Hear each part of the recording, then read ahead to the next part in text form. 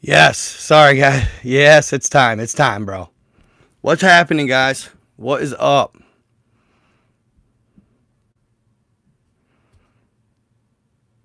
So, I'm going live for the first time on Instagram.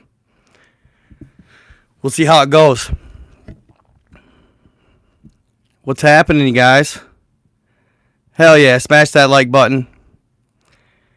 How are my Instagrammers doing? First time going live on that platform. If you guys could, on Instagram real quick, will you guys tell me if if you guys have the ability to give gifts? I'm curious. They're supposed to, it was supposed to be unlocked. But, how you guys doing, man? What up, Slim Dre? Miss Ohio's to you. Marie Good, what's up? Robert Copeland. Yup, hit that like button on Facebook, y'all. Or TikTok, y'all. Hit that like screen.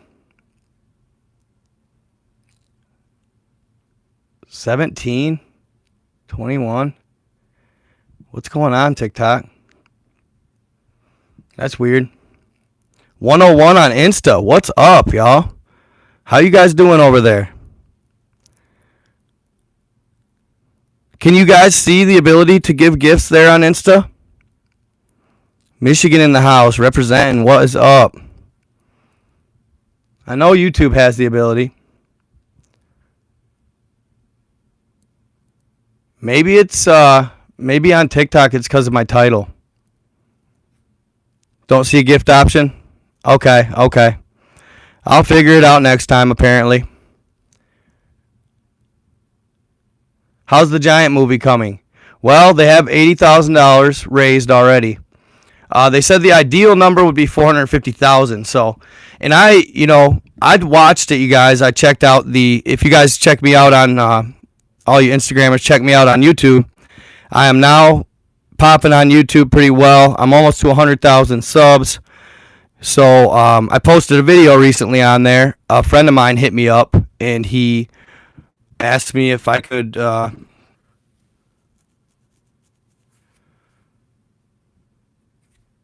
you guys is my connection okay, y'all?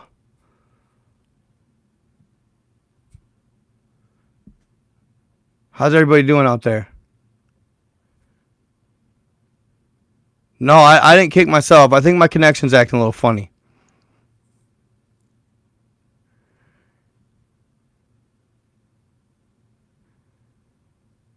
You guys on there? You guys got it? I don't know what's going on with that. That's really odd. Am I getting better? How's it? Oh, look at that. 182 on TikTok. I always love TikTok, fam. You guys always show up. Thank you, guys. I urge you guys on Instagram. I've slowed down on Instagram, all right? And it's because of heavy censorship. So, I kind of stopped. I still post my videos on there, my longer videos, but I'm not as punctual about it on Instagram. YouTube, I post everything on YouTube. I still have to catch up a couple videos on TikTok. I have a couple great video ideas for TikTok, though, that I know are going to pop. So, and that's going to be, you guys, I was looking it up the other night because I got a message from a gentleman on Facebook. And he told me, bro, you got to look into the Alaska gnomes. The Alaska gnomes. And I did, and holy cow, dude, they have some really interesting lore on the Alaska gnomes. Different than any I've studied yet. And it's really intriguing stuff. So I'm definitely going to do a video on that. I'm doing a video on the Vajra Chronicles next, though, before I do a video on that, because a buddy of mine, one of my friend, he finds awesome sources, you guys. Like, dude, I don't know. He's just good at it. He finds great sources, and he's been asking me to do the Vajra Chronicles probably for over a month now. So, and he's always on me about it. Come on, man, when are you going to do that? So I'm going to do that for him. And what up, Tanya Miller? How are you doing?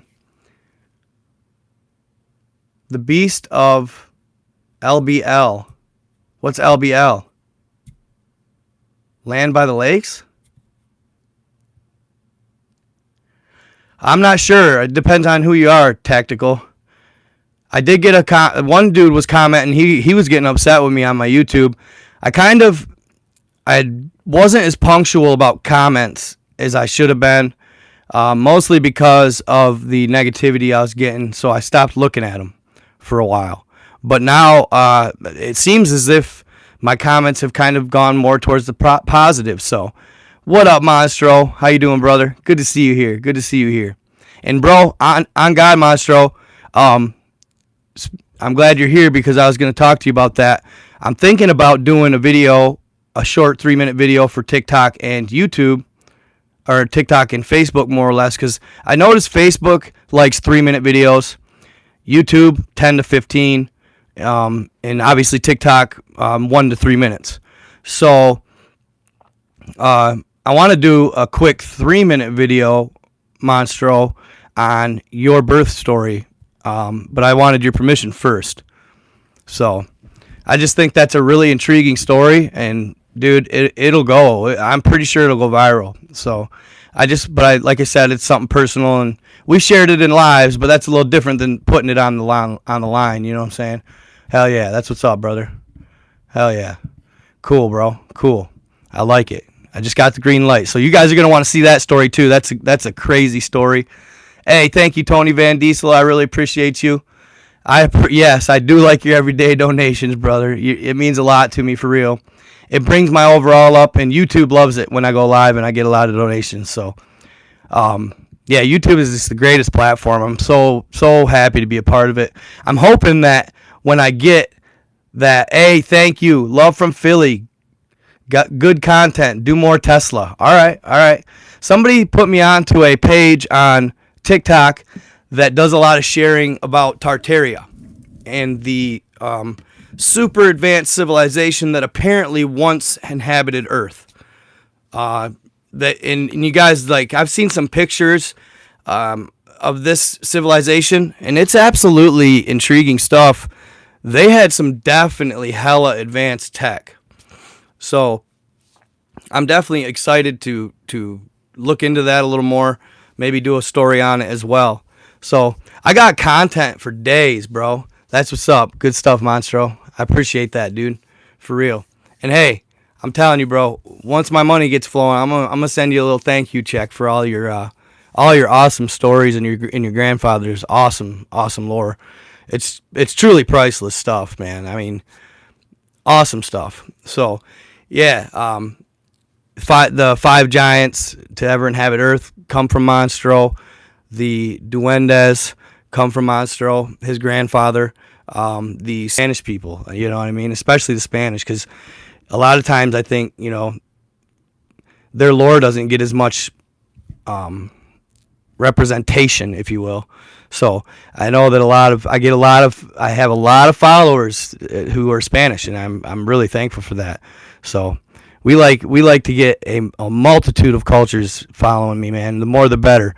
So yeah, he's been an awesome source, and so is my boy Dre. So yeah, and I've gotten more people email me all the time on sources and stuff like that. And you guys, I've been hearing some wild stuff lately. Getting wild messages, and I know a lot of times people are kind of goofy and maybe it's a little quacky or something like that. Maybe they're just trying to get attention, but certain times there's time where I'll be like, okay, this seems legit. You know what I mean? This seems legit. So recently I've been hit up, you know what I mean, by this person. At least they say they are. So they and I don't know if they're just messing around or not. You know what I mean? I'm like, is this real, or are they just trying to get attention? You know what I'm saying? Either way, they're doing it well. You know what I mean? But this person hit me up, and they told me that they were basically a hybrid. All right, a hybrid. and they were from their genetic line hailed from the Andromeda constellation and the Pleiades. The Pleiades. And they said that was their bloodline. Okay, and they're hitting me up and they're talking to me, asking me, obviously. And the first thing they said, it kind of took me aback. They go, what did they say? Basically, they said, "How are you?" And then, more or less, they put like a little droplet of blood after their the emoji for the blood droplet after their first message to me. And instantly I'm like, what's with the blood? Like, you talking about like cult stuff, or like, what is going on with that? It's kind of odd, and they said blood sacrifice, do did and done, or something, or do done and die, or something like that. And I was like, what are you talking about? And most of the time I just write them off, but I had to stick with the conversation. They had me intrigued. And then they proceeded to tell me, no, I'm basically here to self-sacrifice for the better, greater good of humanity. I would love to meet up with you because you seem like a person who wants to push humanity in the right direction, and you care about humanity and you want to help save humanity, okay? And okay, before I even continue, for entertainment purposes only, guys, anything I say on here, I don't totally pass off as truth.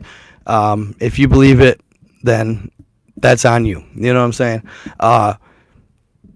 Whether I believe it or not, I mean, I'm sure it does matter to you guys. But most of the stuff, if I'm posting it or presenting it, then most likely I believe some of it. You know what I'm saying? So, but whether you do or not is up to you. I'm not sitting here, and truth be told, I don't know if it's fact. I don't know. Thank you, Steve Miller. I appreciate you, brother. I really do. Thank you. $10 donation. Thank you, Mr. Miller. You're a good man. Appreciate you guys. It means a lot. So I always say FEPO, and I'm kind of thinking about coining that term, FEPO, FEPO, and then could you? Just real quick on a side note, could you guys see that selling? Like FEPO, for entertainment purposes only? I could see people wearing those shirts. You know what I'm saying? Like, because not only would it be like, I'm for entertainment purposes only, you know what I'm saying? I don't know. I just thought it was kind of interesting, FEPO. I've never really seen the acronym, but I feel like it's a term that could be coined. You know what I'm saying? And it would sell. It would be the only shirt that I sold, but I just thought FEPO was kind of an interesting little would you buy that? Cool.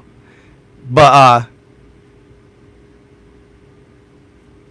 okay, yeah. If you guys want to hit me up too, I put my email at the top of my YouTube, nightgod87@protonmail. If you have any stories of abductions, or if you have any stories in general, or if you know some information that you think would make good content, go ahead and contact me on there. I always reply to my Proton Mail emails, just so you know. Always. Yeah, the Hopi prophecy is a good one. Yes, it is. I believe they ended up in Middle Earth myself. FEPO, all the way. All right. You'd buy that shirt too? All right, cool. And then actually, on a side note, and I'll get back to my conversation with this ET, but cause I haven't forgot. But I actually ran into a buddy, and I'm super excited. And if you guys, I'm gonna throw this out there to you guys too. I'm looking for somebody who can draw designs for graphic tees, like good ones. I want it to be tattoo-esque artistry, like top tier shit. You know what I'm saying?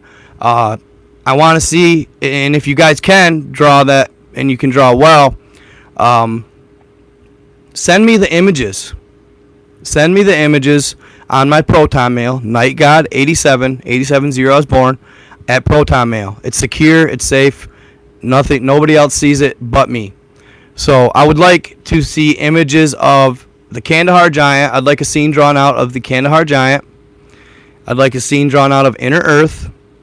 And I'd also like a scene of any type of extraterrestrials. I mean, you guys, the sky's the limit. You know what I'm saying? The sky's the limit on this. Like, I want to have a multitude of graphics to put on a tee. Giants, duendes, gnomes, I don't care what it is. You know what I'm saying? Noah's Ark, right? Noah's Ark. But draw Noah's Ark as if it was the future, like it supposedly really was. Draw Noah's Ark as if it was technologically advanced. You know what I'm saying? Do some fringe shit, esoteric type stuff. Ancient Aztecs communicating with alien. Anything you could think of, bro. Like, and I'm serious. I'll give royalties or whatever too back. I'll make sure you guys get paid. Especially if it pops and it really sells. Like if it really sells and it becomes a novelty, like people buy the hell out of it, I'll give you back royalties all day long. So yeah, no boundaries, y'all. Yeah, I'm a fair man, bro. I will make sure that if a t-shirt popped off and it made $1 million, I'll give you money. Trust. You know what I'm saying? Like, probably like 100 racks. You know what I mean? Like 10%. Like real talk. 5 or 10%. Yeah, absolutely. 5 or 10%. So yeah, do stuff like that, and just kind of figured I'd throw it out there. I'm not an artist, you guys. I can't draw for crap. I'm terrible.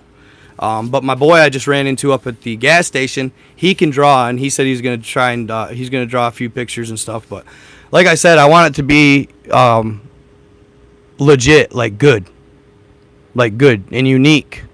You know, get ideas offline and then kind of go from there. You know what I mean? But I think Inner Earth would sell, y'all. Even, you know, like there you go. Admiral Byrd, bro.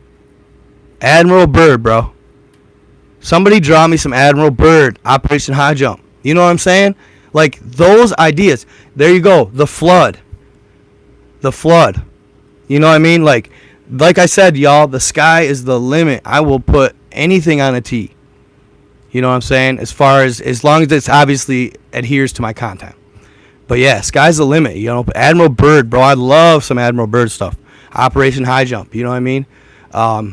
Area 51. You know, all that type of stuff. You know, hybrids. Draw some hybrids, bro. They'll sell. So I just think about like Walmart, dude. How holographic tees they got. They got all kinds of shit. So that's that. That's just a little side note. Yes, sir, Dickie Bird. Yeah. So all the artists in here, run it and send it to my Proton Mail. NightGod87 at Proton Mail. Okay, so this extraterrestrial that had hit me up,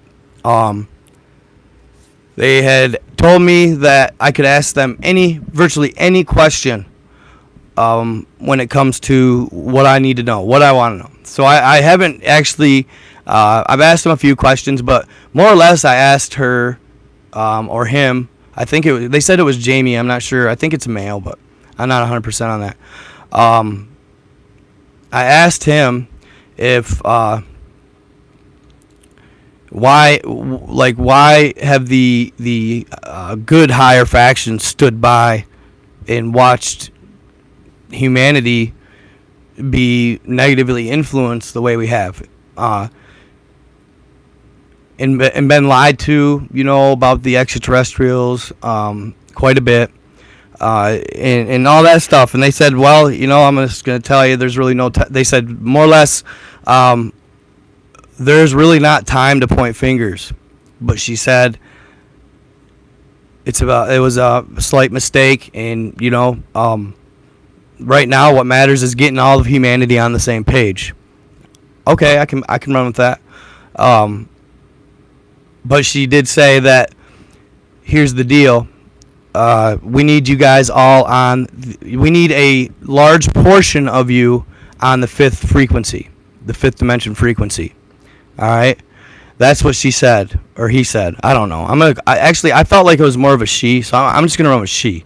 But she said we need more of you, a large percentage, more of you on the fifth frequency. If we can do that, then we can basically more or less, you know, save humanity. You know what I mean? Like, and I'm going, okay, well, what's going on, type stuff, and she didn't explain exactly what's going on, but I actually, and this wasn't per source from her. This was actually another gentleman who hit me up. I'm not going to reference his name, but he claimed that he knew somebody, and dude, this guy, he shared some shit, y'all, with me. Like, I'm going to kind of be editing what I say, like kind of selective, because, more or less they didn't really want me to say much. But obviously, if I'm not referencing anybody or putting anybody in harm's way, I'm not going to, overshare, but I'm going to share. So what he said was he knew somebody who was very high up in the ranks of NASA. Okay? And this is also for entertainment purposes only. May or may not be true. Could just be some guy making stuff up. But it's pretty cool either way. So he said that he knew somebody high up in NASA.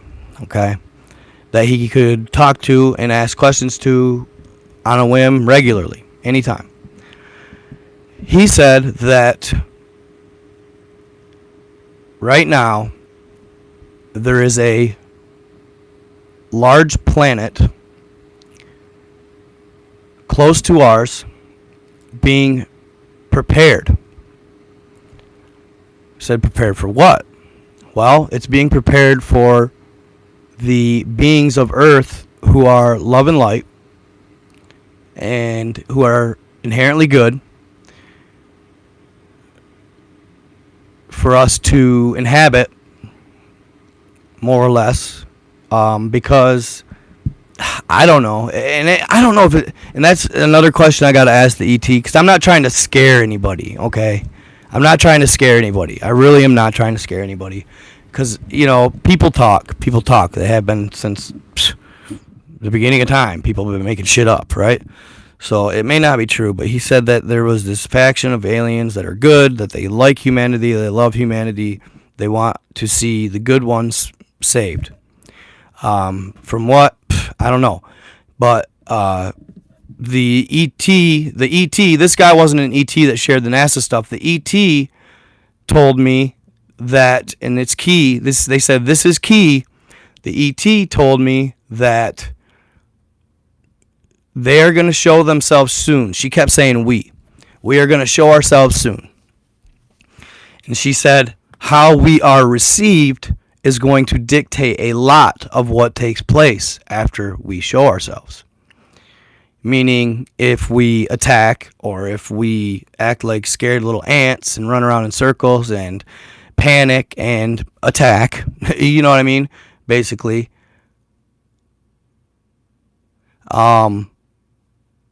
we're not going to get, it's not going to be good. More or less. It's not going to be good. So, and it sucks because of this. This is why that stinks, right? It stinks because we have been totally kept in the dark about the reality of what exists out there. Okay?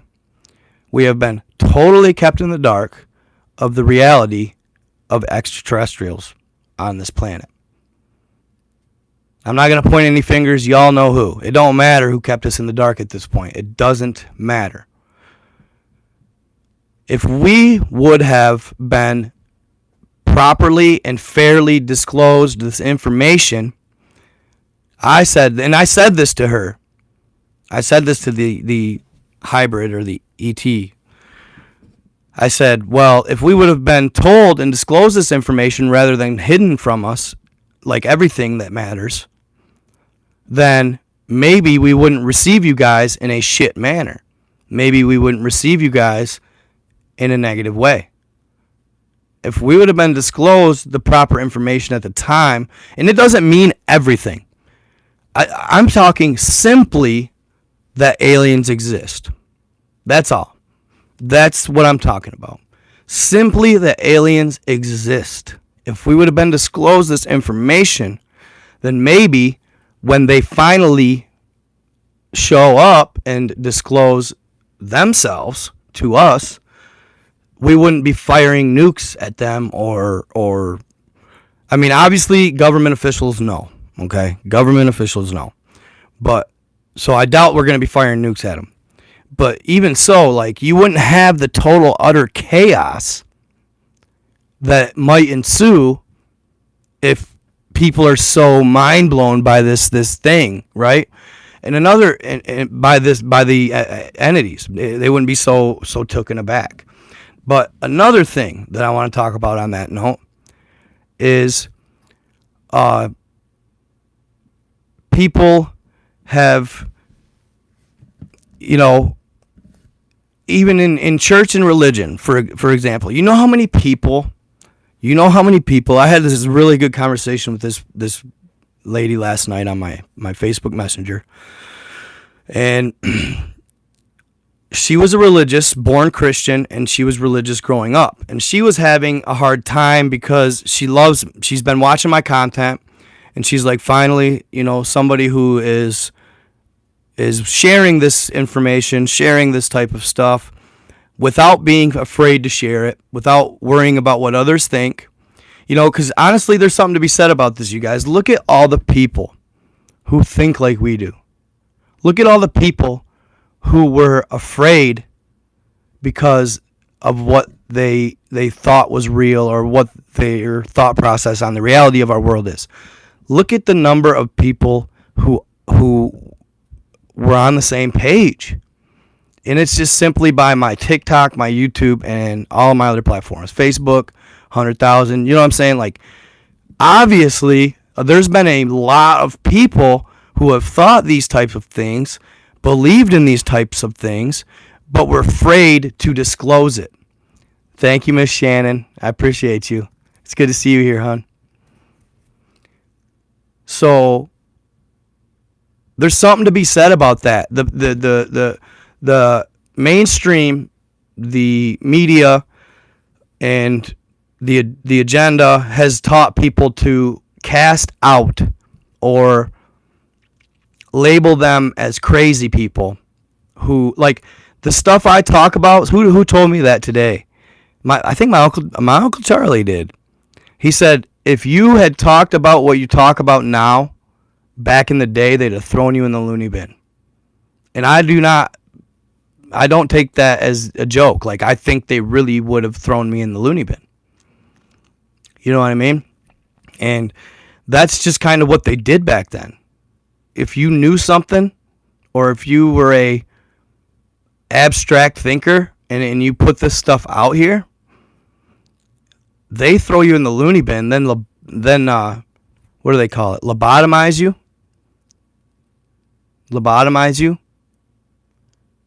Isn't that, like, I think this is graphic, but they go through the eyeball and they poke a pin through your right here, and they scramble you. They basically touch something in the brain, and it totally just renders you more or less a vegetable. You know what I'm saying? That's what happened to the people that used to probably share the content I share today. But that's and that was the part of the problem, right? But I see now slowly, like I was saying I said it on my live the other day, or one of my videos, I couldn't have picked a better time to start sharing this type of content. I really couldn't have, because disclosure is happening, and the truth is happening fast. It's happening fast. Look how mainstream giants have become. Before TikTok, I would have laughed at the idea of giants. And now it's spilling over to YouTube and other platforms. I hate to say it, but TikTok did open the world up in a way to a plethora of information. And what's cool is it's shared from individual to individual, and it's shared firsthand experiences. And that's what's so cool, about the TikTok algorithm. It's awesome because it takes, based on your likes, comments, views, it mashes them up into this soup, and then it makes like soup for like viewers all throughout the platform. So you get categorized over here as a alien, Sasquatch, giant, folklore, fantastical believer. You know what I mean? And it made it so people weren't feeling. It made it so people in our genre weren't feeling so alone, which is really big. It's truly special. Like, because I think some people really take it to heart. It really hurts them, you know. So I no longer, you know, like for example, like my mom, right? I love my mom. She's the best. She wasn't super on board. She's never been like anti-conspiracy, because you know she's a realist. She understands that, you know, it's possible, right? But I actually saw her comment on something the other day on a shot from Google Earth, and it had this anomaly in the water that was bubbling.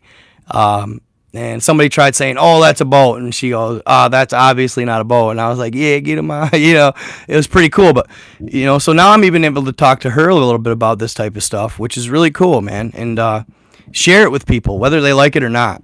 You can open minds.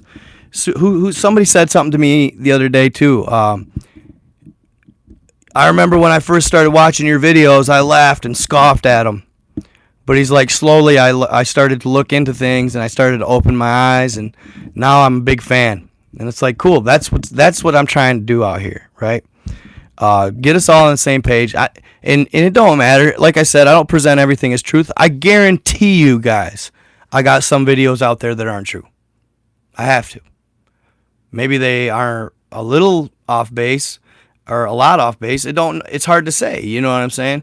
But nevertheless, it's been a absolute trip. It's been awesome, and you guys are what make it. So, thank you for not being afraid to stand up for what y'all believe in.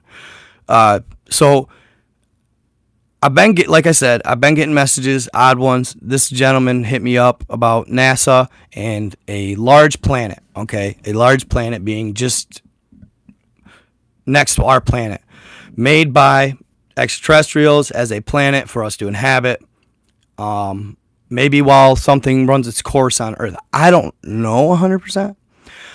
I'm not going to say it's like the rapture. I'm not going to sit there and say like that. You know what I mean? But because I don't like getting into that. The biblical stuff, the Bible has a lot of truths, but I'm not going to sit here and say it's the end of days. I don't like pushing that agenda because you know what? I don't want it to be the end of days yet. Give us like 100 more years, 200 more years or something, man. Like, for real. I just started making it in life. No. But I noticed that, like you say, the way they are received is going to be a big indicator of how humanity gets treated. Okay? And it's unfortunate because I get so many messages from people in comments from religious people who say aliens are demons. They are all demons. They're not, no in between. There's no in between. That's what they are. That's what they stick to. And you aren't going to tell them different. You know what I mean? And I'm like, man, what a more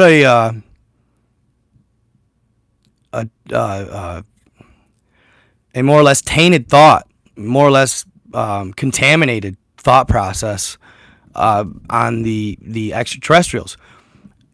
In life, there is always equal and opposite forces.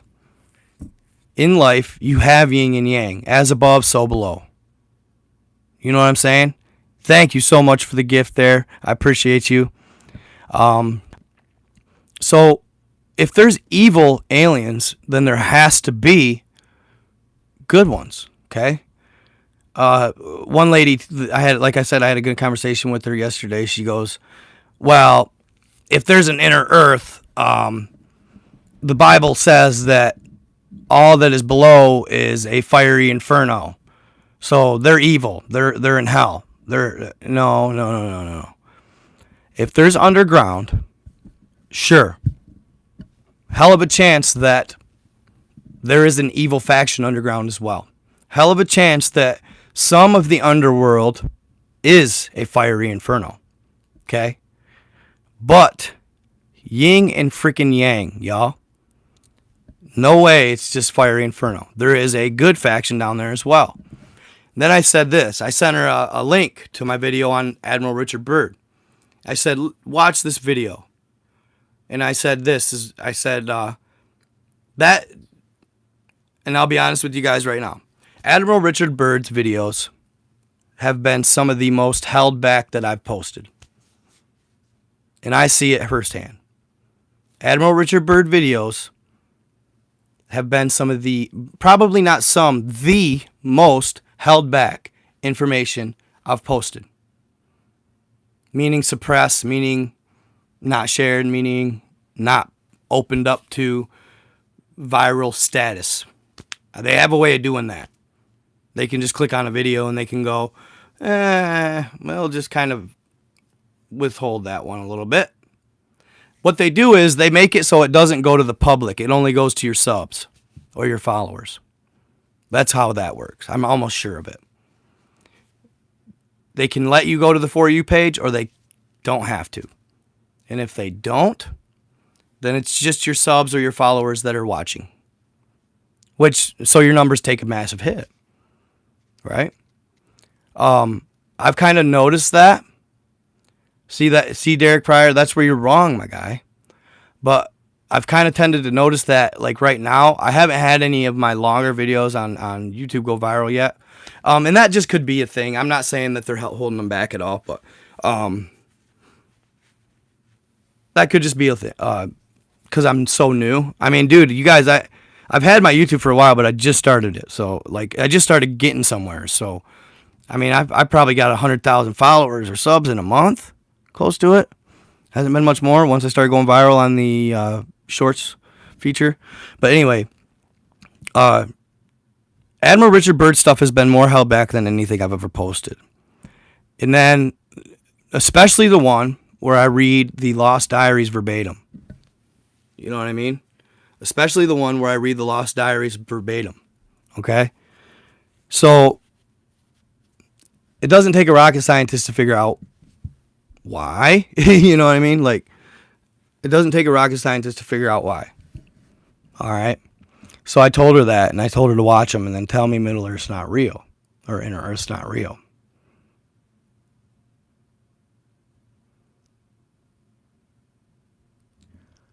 Huh, my chats are a little different tonight on YouTube. I'm not seeing them as well. I know I'm getting a lot of chats, but I don't know why they're not stacking like they were.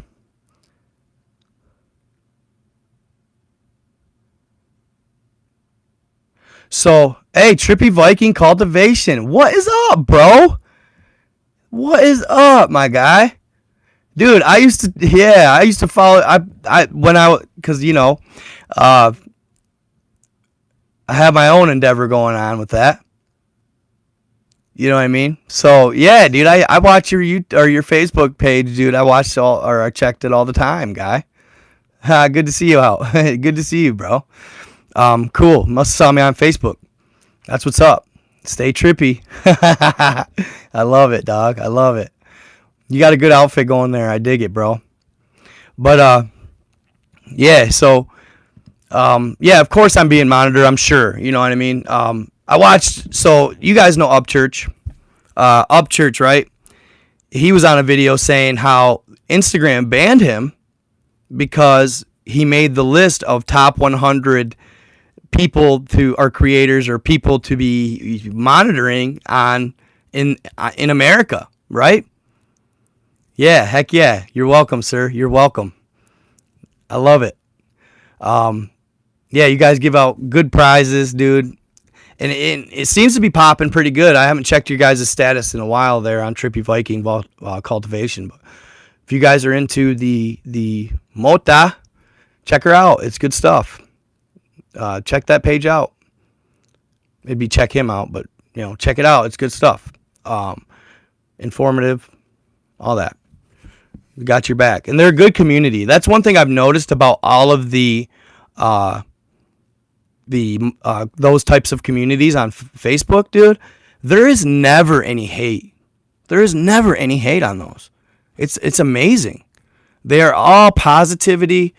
You know, you get your occasional people that laugh at a noob when they think they got a female and it's a male, you know, or something like that. But for the most part, everybody's really friendly. Everybody's really open and informative. Like, I remember when I first started, I thought, how cool is this that this community openly shares tricks and traits with each other, skills, tactics, without being like, oh, I'm not telling anybody how to do mine or how I do it. You know what I'm saying? Nah. They've been all awesome, dude. Just the way they approach is very cool. Like, truly, that's the epitome of what everybody on the planet should be rocking right now. For real. Love, and it just mad love, bro. Like, nothing but mad love. That's what people should be rocking right now. Like, I'm telling you guys, if we do that, it'll change everything. It'll change the world, right? It'll change the world. And I'm not even kidding. Yeah, heck yeah. Good stuff, Misty. But it will. It'll change the world, y'all. And I don't know how else to put it. It just, be kind. You know, that's it. It's so easy. And that's what, but it's so hard. Like, I was talking to my uncle today about it, and you know, I'm worried. Like, I'm worried about, you know, this guy, this ET that hit me up or whatever, the hybrid, claiming to be a hybrid. No, I know. No, I have not talked to Stephen Quale at all. Quail. I always do that. Quale. Like Wale. Quale. Quail. Stephen Quail. No, I haven't talked to him or anything like that. I tried to do a little quick collab with Peter Kane because I want to talk to Peter Kane. But, yeah, it does scare me, you guys. I think it can be done, but this ET that hit me up wanted to meet up, and I'm always leery about meeting up, just because you don't know, man. Like, if you're an ET, can't you just fly to me, bruh? Like, no, like, seriously though, like, can't you just meet me in my backyard, bro? Like, where I can have the old, you know, where I can be comfortable and safe. Like, okay, yeah, the NASA info. The NASA info. All right. This stuff's touchy. And I don't know. It's scary. It's scary to share a little bit. So I know that they pushed this agenda, right? That NASA might be in cahoots with the wrong side of things to us. But I'm being told that it's possibly the exact opposite. Okay? I know they receive a lot of hate. A lot of people dislike NASA. But I'm being told that they're on the right side. They're the good guys. Okay? They're the good guys. So supposedly what happened is possibly that no, they're not. They're yeah, that they're NASA is a good they're for humanity. They're good. Okay? I'm being told what happened was they approached Eisenhower, the extraterrestrials. They approached Eisenhower, okay? And they said this, let me explain more. I know, see, everybody, I'm seeing it in the comments right now. Everybody thinks NASA's evil. They're not. Just stop. Just wait and hear me out. Because that's the agenda that would be pushed if they were in fact good. They would push the masses to think the wrong way about them. And maybe they did it. Who knows? Because they want to be quiet about what they're doing. This is all for entertainment purposes only, y'all. Okay? May or may not be true. I don't know. But this gentleman told me that when the ETs approached Eisenhower, the first set of ETs to approach Eisenhower were the Nordics. Okay? The Nordics. They called them. And they said this, we will trade you technology if you lay down the nukes. This is shortly after the atomic bomb in World War II. Okay? Because when we drop these bombs, it affects every being throughout our galaxy and our solar system. It's a time-space thing. When you drop a nuke, it dimensionally shifts things. I don't know how or what. That's beyond my realm of thinking. I don't know. It definitely does. It does throw off a time shift, type anomaly, I guess. So they wanted us to lay down the nukes, and they wanted us as USA, because we were the Omeka as far as societies went back then. Our standing in the world, you know what I mean? We basically just said, if we want to make you our bitch, we will. You know what I'm saying? Like, kind of. And so that's why they approached Eisenhower, okay? But they wanted him to spread the word to other nations of power and say, hey guys, here's the deal. These extraterrestrials approached me, and they said if we lay down the nukes, they'll introduce us to their tech. What a fucking good deal. That seems simple. I would do it, wouldn't you? Yeah. But unfortunately, when things like this happen, and that's one thing I kind of bitched to this supposed hybrid talking to me. I says, when you guys come down here and you guys, and dude, like I said, call me stupid, you know, maybe I'm wacko, whatever. But why not approach it as if it's possible? To me. If I approach it as if it's possible, then I'll figure out whether it's real or not. If I approach it instantly and I'm like, oh, and just blow them off, I'll never know, right?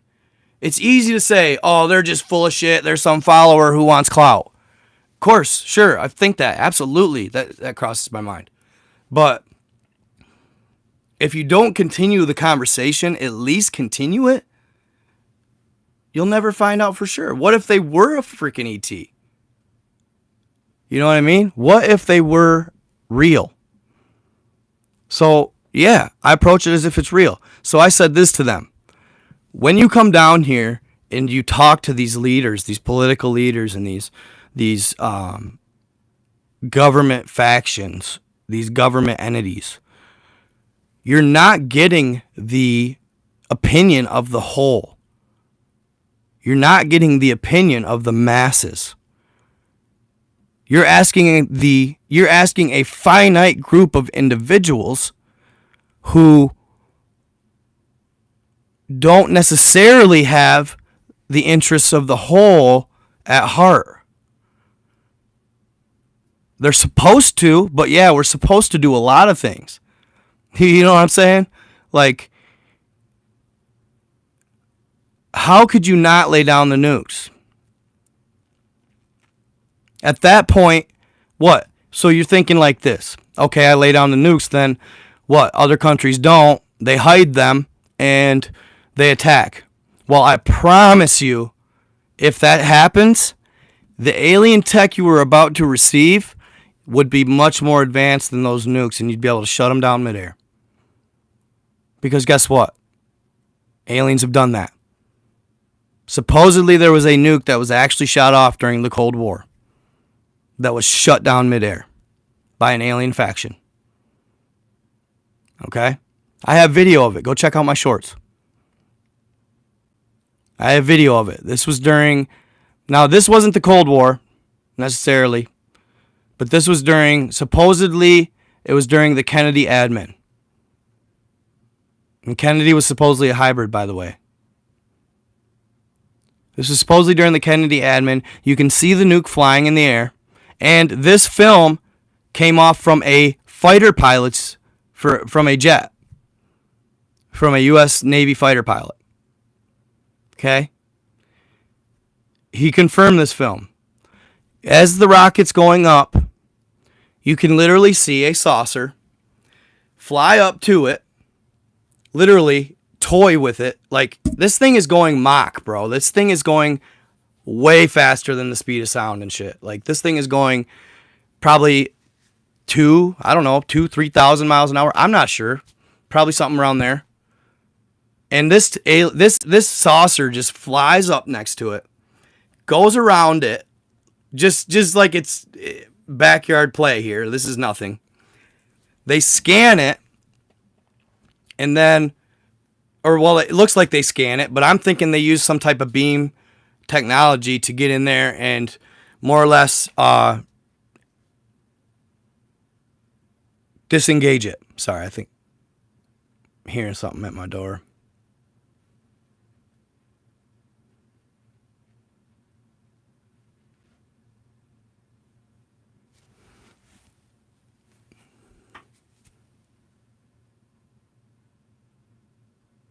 That's weird. Okay, anyway. They more or less scan it, and it literally stops. I don't have the video of it stopping, but I have the video of the alien going around it and then stopping above it and scanning it. Okay?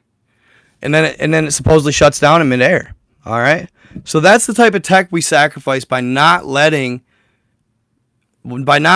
our nukes down, not letting them go. And you know what I mean? At least this is supposedly the case. Now, and that wasn't the first time Eisenhower met with aliens. He did 3 times. And I don't care. You could challenge that information all you want. Go check out his great-granddaughter. I want to say his great-granddaughter or his granddaughter, maybe. Maybe it was his granddaughter, but yeah, that'd be more accurate probably as far as the generations go. But his granddaughter, who had all kinds of information, had a lot of notes, had a lot of left behind journals and all this, she looked into it and found that it's verified. It's absolutely true. He met with aliens 3 times. Okay? Now, after he said no to the Nordics, the Greys showed up. And all they did was say, well, we'll give you cloning technology for allowing us to abduct a few of your people every year for hybrid testing, hybridization experiments. Huh? What do you think he said to that? Oh, cloning tech? Oh. They realized later that they got bamboozled and rouged. The fucking trade wasn't fair at all. Excuse my language. The trade wasn't even remotely fair. They thought what they thought was, at the time, cloning tech, oh my God, we'll be able to make organs. We'll be able to make replica body parts of people. And maybe we'll figure out how to live forever. Yeah. What a joke. You know what I mean? For one, that's not how you live forever. There are much easier other ways. It's not cloning. You know, monatomic gold, primordial soup, black goo, make you live forever. Supposedly. Have I seen it firsthand? No. No, I have not. Hold on here.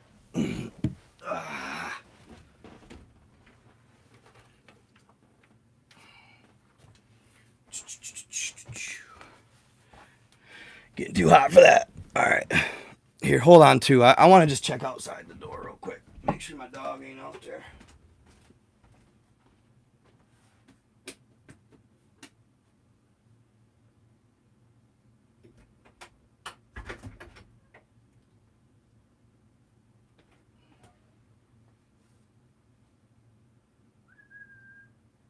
Go on, kitty. Come on. Hurry up. Come on. Fucking weirdo. Pain in the ass.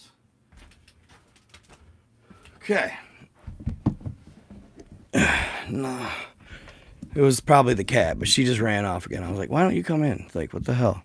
She gets jumpy. But, Yeah, so he said, "Sure, we'll trade you. We'll let you abduct some people." The only thing was there was a deal on that said you have to bring them back by morning, and they have to be more or less. They want them to be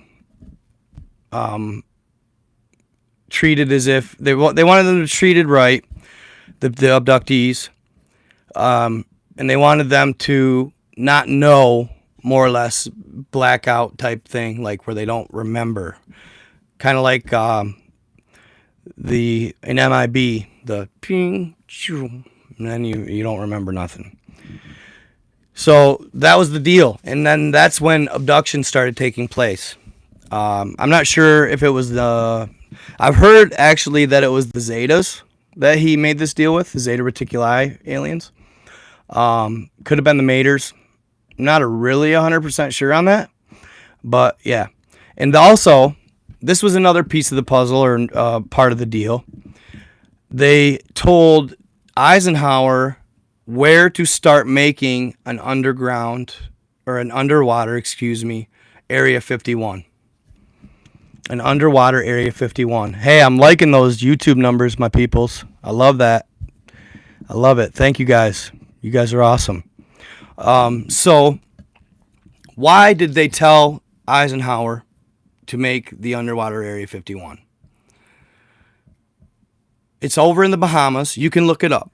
It's Autech Industries or Autech Military Base. AUTEC.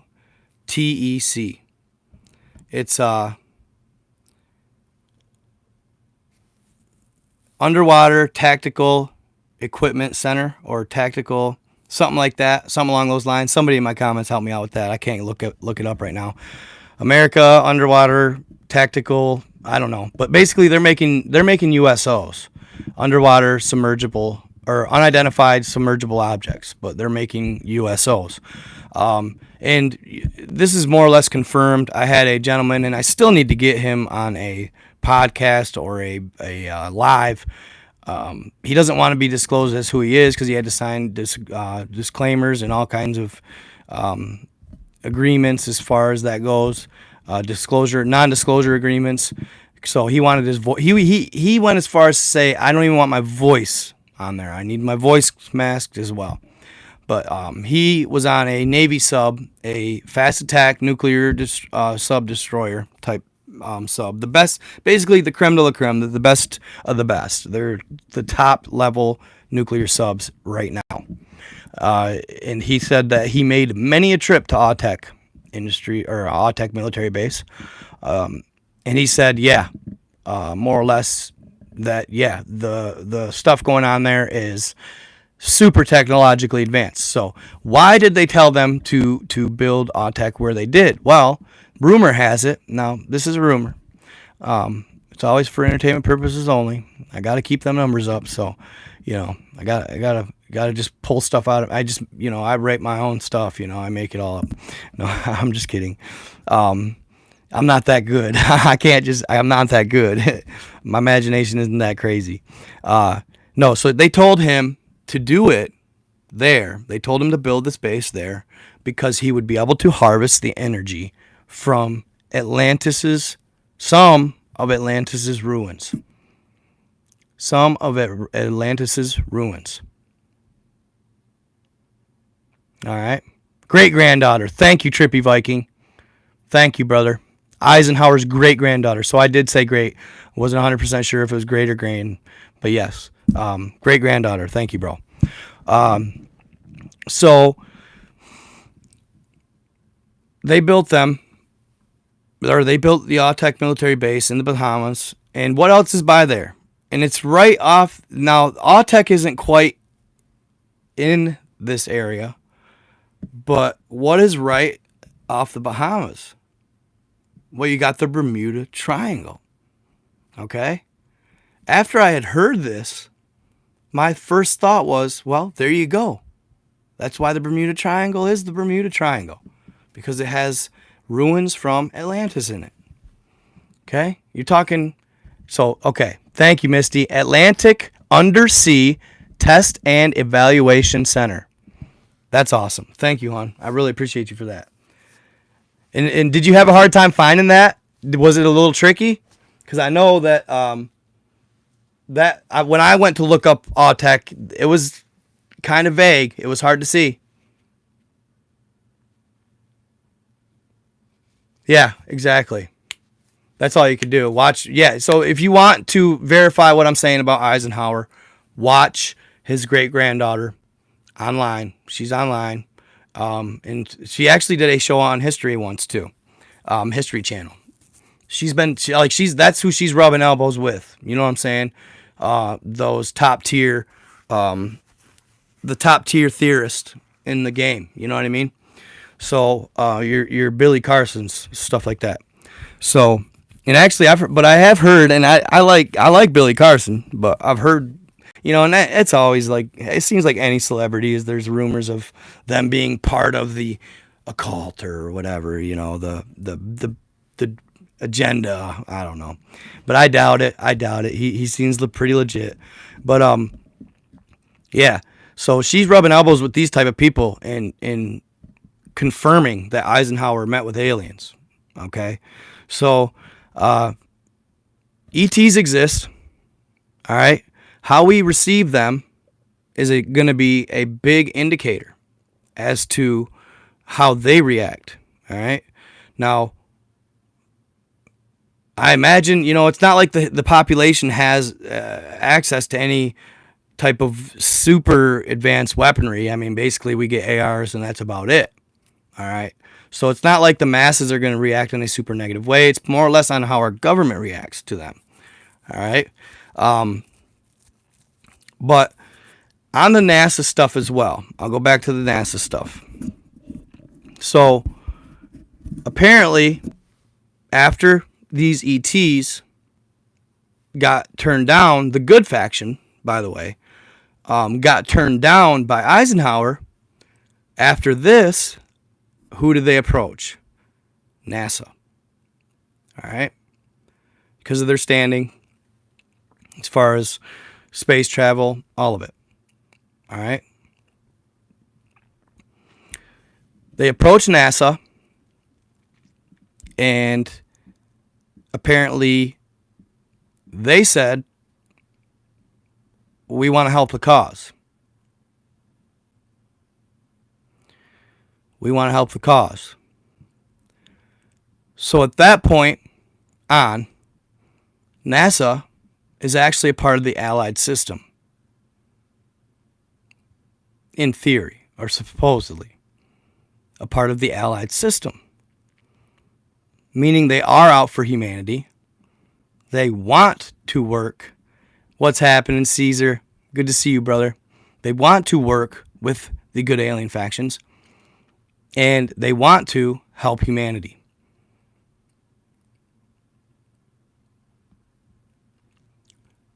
Now, certain things have they skewed and hidden? Yeah. Okay. Yes, they have. I've heard that it's possible that they're actually, I don't know. I don't like saying it because it makes me nervous to say. That they're playing both. That they're playing both sides. All right. Passing off as, but I don't know. They could be passing off as good but inherently evil too. It's hard to say. That all could just be made up, right? But I'm going to tell you that they've done some good things. They've done some great things. Have they hidden certain things? Sure. I'm not sure why yet. Maybe they were told to. Like what they really found on the moon. Okay?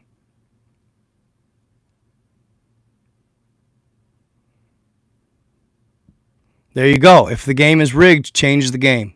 I like that. Jimmy Church.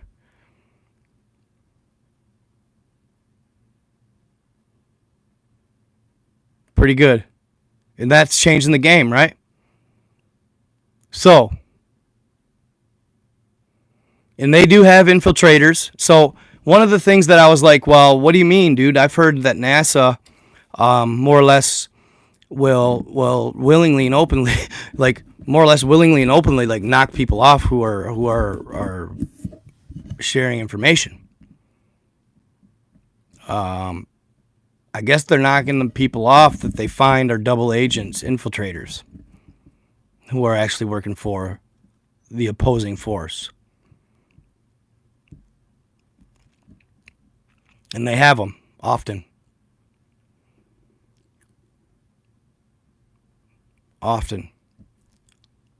So, a smidge, and this next part, I can't absolutely verify because I'm just not allowed to. I can't say for sure.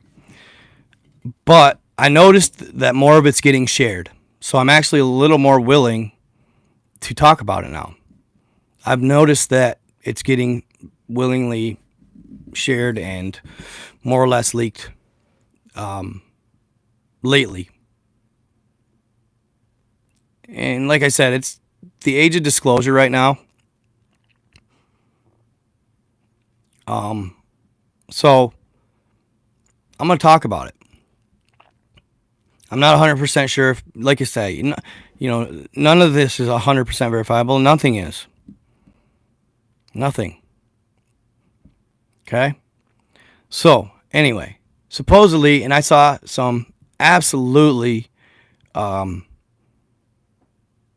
amazing footage. Intriguing footage. This dude on TikTok, right? This gentleman on TikTok, he was sharing all of it. All this footage, raw footage that he had. I don't know how he got it. Maybe, I don't know. I have no clue, like, how he got it, to be honest. But he had footage of, in who knows, like I said, and I don't mean to keep doing that, guys. I'm not trying to be annoying. I'm just trying to CYA, cover my ass. He had amazing footage of Armstrong, Buzz Aldrin, Cooper. I don't remember the last one. Of them in a structure. And did you guys, on that note, did you see China's video of their little rover on the moon? Where they found a structure. The rover found a picture, or took a picture, and they saw a square structure. Trippy Bike, you love it. Chat is fire too. I'm almost 2. Love it. I'm not seeing as much as you guys are. I don't know why. I don't know if there's a little lag, but I love it. Keep chatting it up. That's what's up, man. This is what it's about. That's what it's about. So, China recently shared a video or a picture or image of the moon that they have, a little rover on the moon, and it looked like there was a square anomaly at the back of the photo. And it looked like a structure. They called it a hut. All right? Well, I got better yet for you. Let me just put it that way. I got better than a hut for you.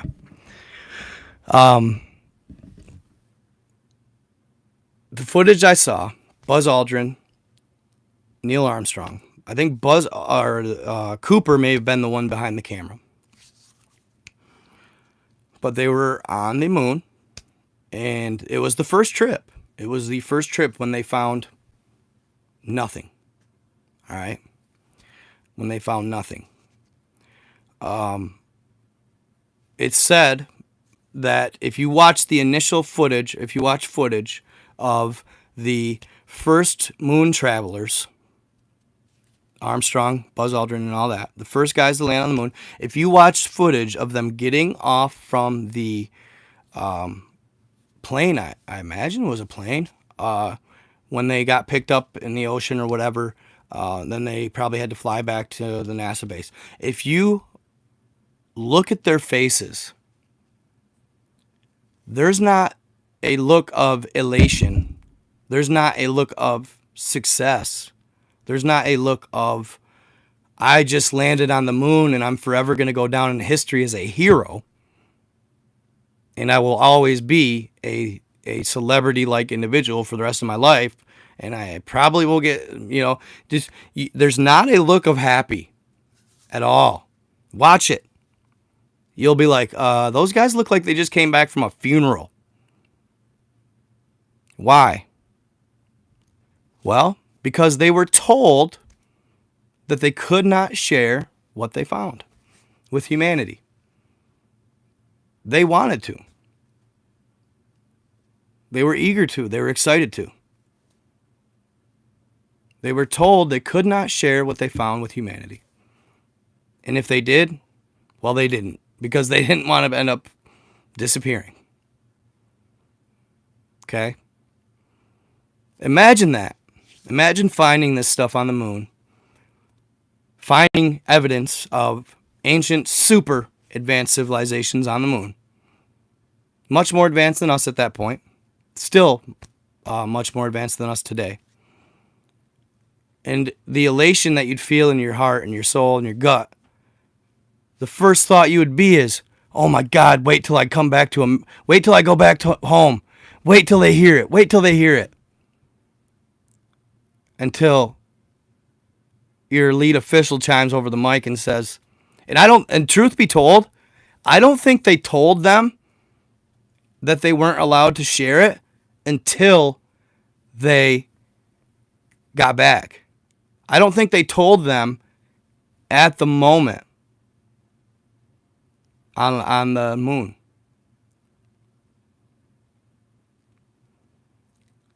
So I think they found out on the way home.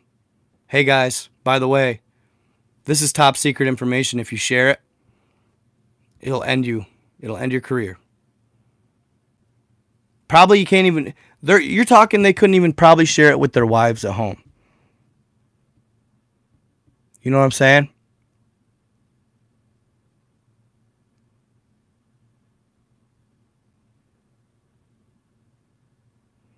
So, the footage I saw, excuse me,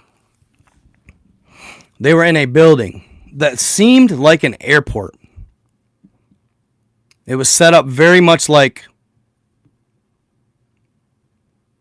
a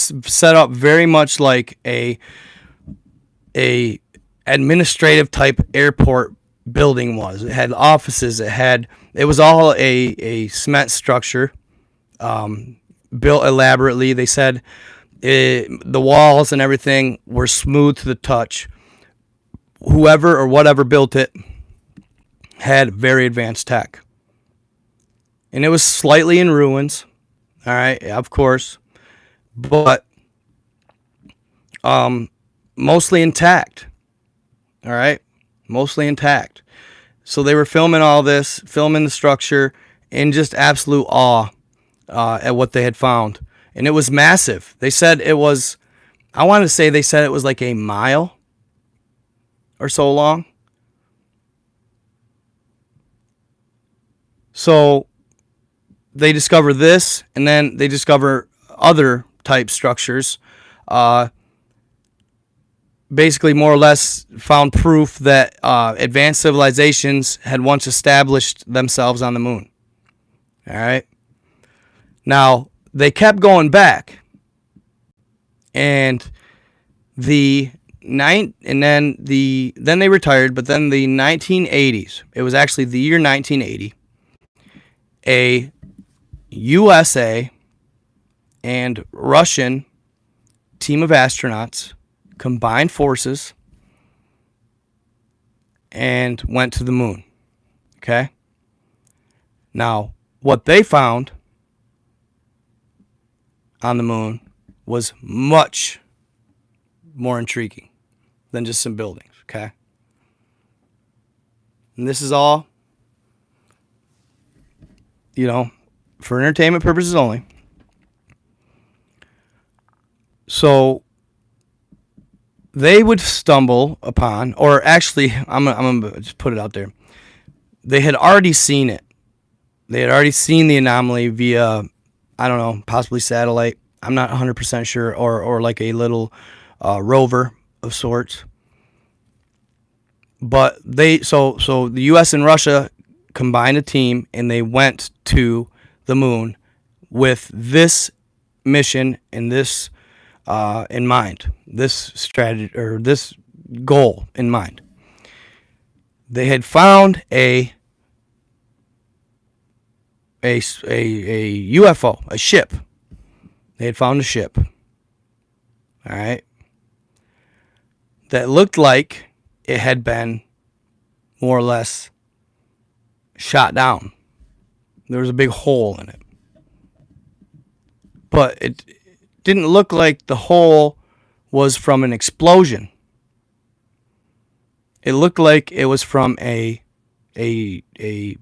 direct energy weapon, a beam, a laser. It literally fried a hole in the whole thing. Okay? So the ship, its hatch or whatever in the back was open. So you could freely walk onto it. All right?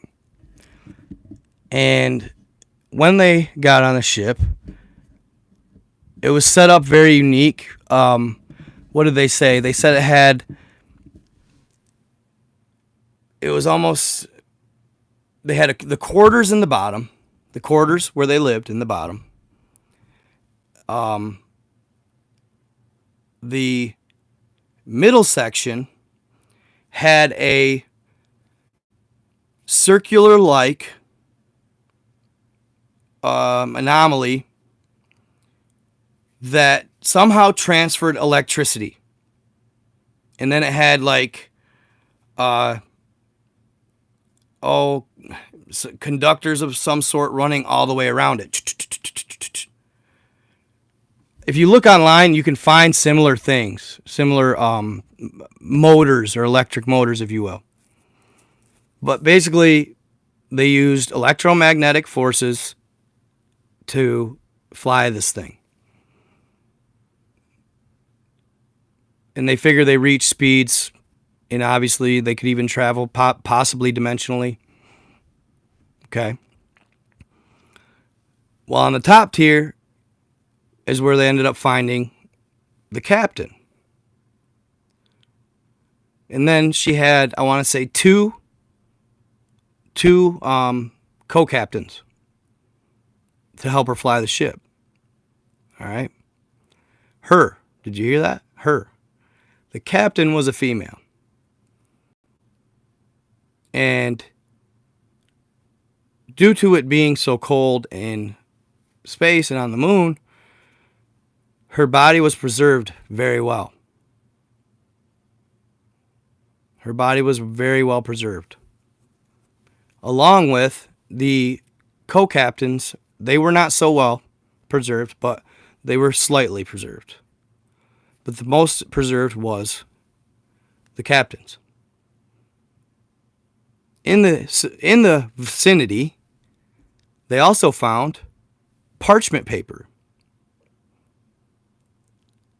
written in a language they could not quite understand or read. But the way it wrote, they said that they could cram a lot of information into a small sentence. Unlike how we communicate.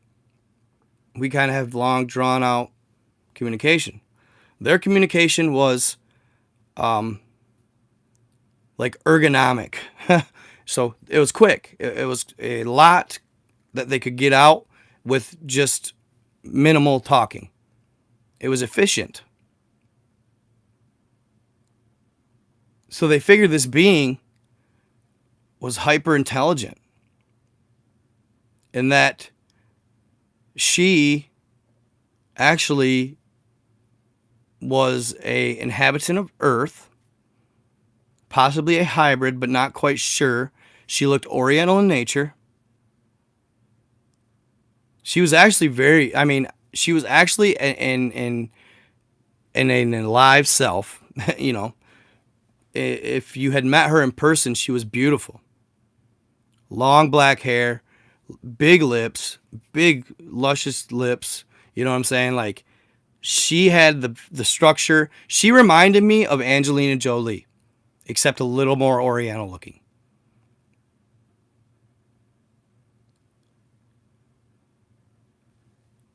She had a odd bump, like in the middle of her forehead, right? They didn't know what it was for. It was tattooed as well. They hadn't figured out they hadn't figured out whether she was on the good side or the bad side. They don't know 100% for sure yet, I guess. But they know that she was a super advanced, highly qualified captain. She made the men around her feel inferior. They said that she was a almost hardened and ruthless captain. But she was one of the best, they figure. She was one of the best. Okay? Now, what's the weirder part of all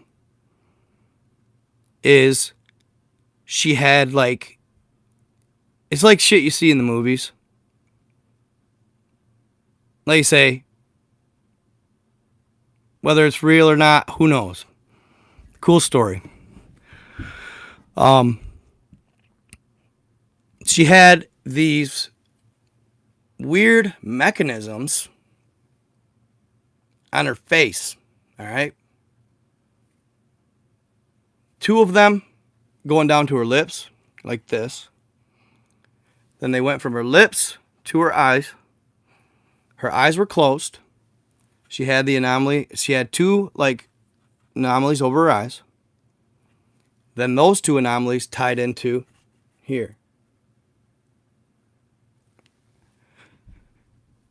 They had tubular. They were tubular from each spot. Right? What they figured was she was using that to fly the ship. She would speak it, see it, transfer it. And whatever she thought would happen. Meaning, probably she could think about destinations, maybe end up there. They're not sure. But she could talk it, see it, manifest. Really cool. Really freaking cool. Again, they're not sure whether or not she was on the good or bad side. Some think that, I don't even know if some think, this is just my theory. This was my own theory. You're talking back to the Third Great Earth War. That's where she was from. In my theory, my opinion. She was part of that. Between the Atlanteans, the Lemurians, Anunnaki were involved.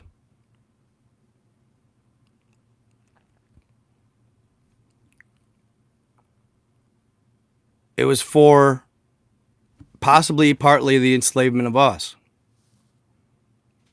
in allowing us to be free. So, and I've always theorized that this time the Earth was much, much, much more advanced, and actually based on one of my good friends, Monstro, his grandfather, based on his grandfather's testimony about the Third Great Earth War. I just had pretty much figured that, yes, these civilizations were absolutely super advanced. They were a melting pot. Aliens fought alongside humans. Humans fought alongside animals. Animals fought alongside Sasquatch. All right? Everybody became one for the greater good of all. And it didn't matter who. I mean, you're talking, I'm not even kidding you, mermaids, bro. Underwater beings. It's said that at this time, the vibration of Earth was so high that you could communicate through telepathy. You could even supposedly communicate with the animals. And they were all involved in this Earth war. It's the third one that took place. For Earth, for the ownership and the running of Earth. Okay? So, what else did they find? She had this, what they called it like a blanket of sorts, like a space age type blanket, sewn to half of her body, as if it was like a tattoo, but it was actually physical. Okay? It was actually sewn, or more or less, not even sewn, like, I want to say integrated. Integrated. Now, what are we talking about? What is my video about? Now, my most recent. Antarctica super soldiers. Hybrids. She was transhuman. She was a half AI robotic hybrid human with robotics instilled in her body. In theory. Because nobody knows. She ain't alive to tell us. And if you look at some of the pictures, you can find pictures, guys. Look it up. Use DuckDuckGo and look it up. I think there's some YouTube videos on it as well.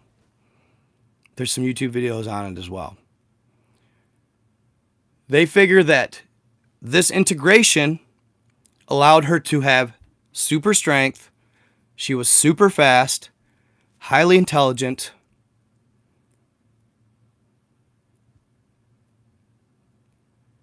This all was integrated within her. Some say that she was dark, but I don't know. Whatever actually took her out was straight badass. Whoever did and whatever did. Was just, it was easy. It was like, it was simple. They said based on the looks on the faces of the co-captains, they were like, oh shit, when they saw what was coming. They were more or less like, oh shit, we're fried. They shot a hole in it with their whatever they did, and at that moment, they obviously were, they suffocated and froze to death. They call her Mona Lisa Apollo 20, by the way.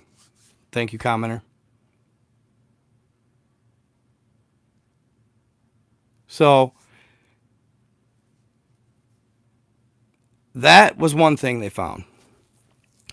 Also found full-on cityscapes, colonies, communities, if you will. All right?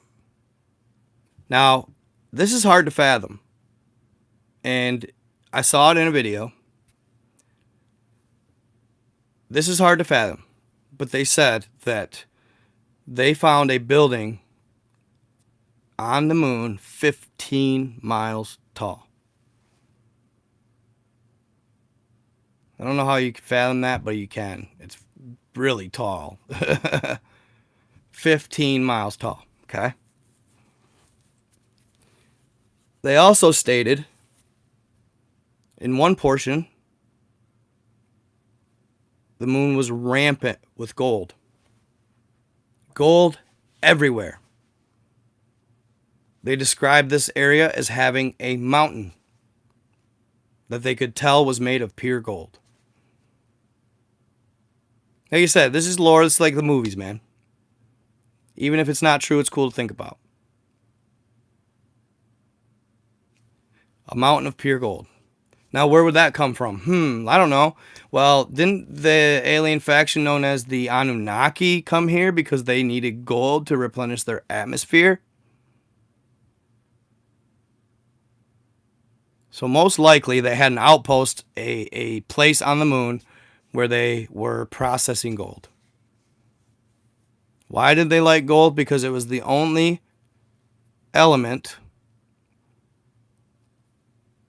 that was able to be ground into the finest powder possible, that when they shot it up to the atmosphere, it suspended on Nibiru. On Nibiru.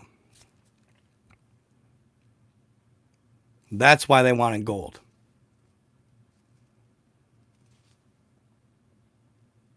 And based on the Book of Enki, they knew it was there because of the war between the sun god and Tiamat.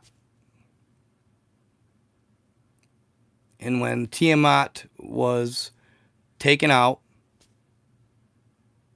she exploded. Half of her became the asteroid belt. The other half became Earth. But when Tiamat and the sun god, they called him, oh, I forget his name. Dang it, that sucks.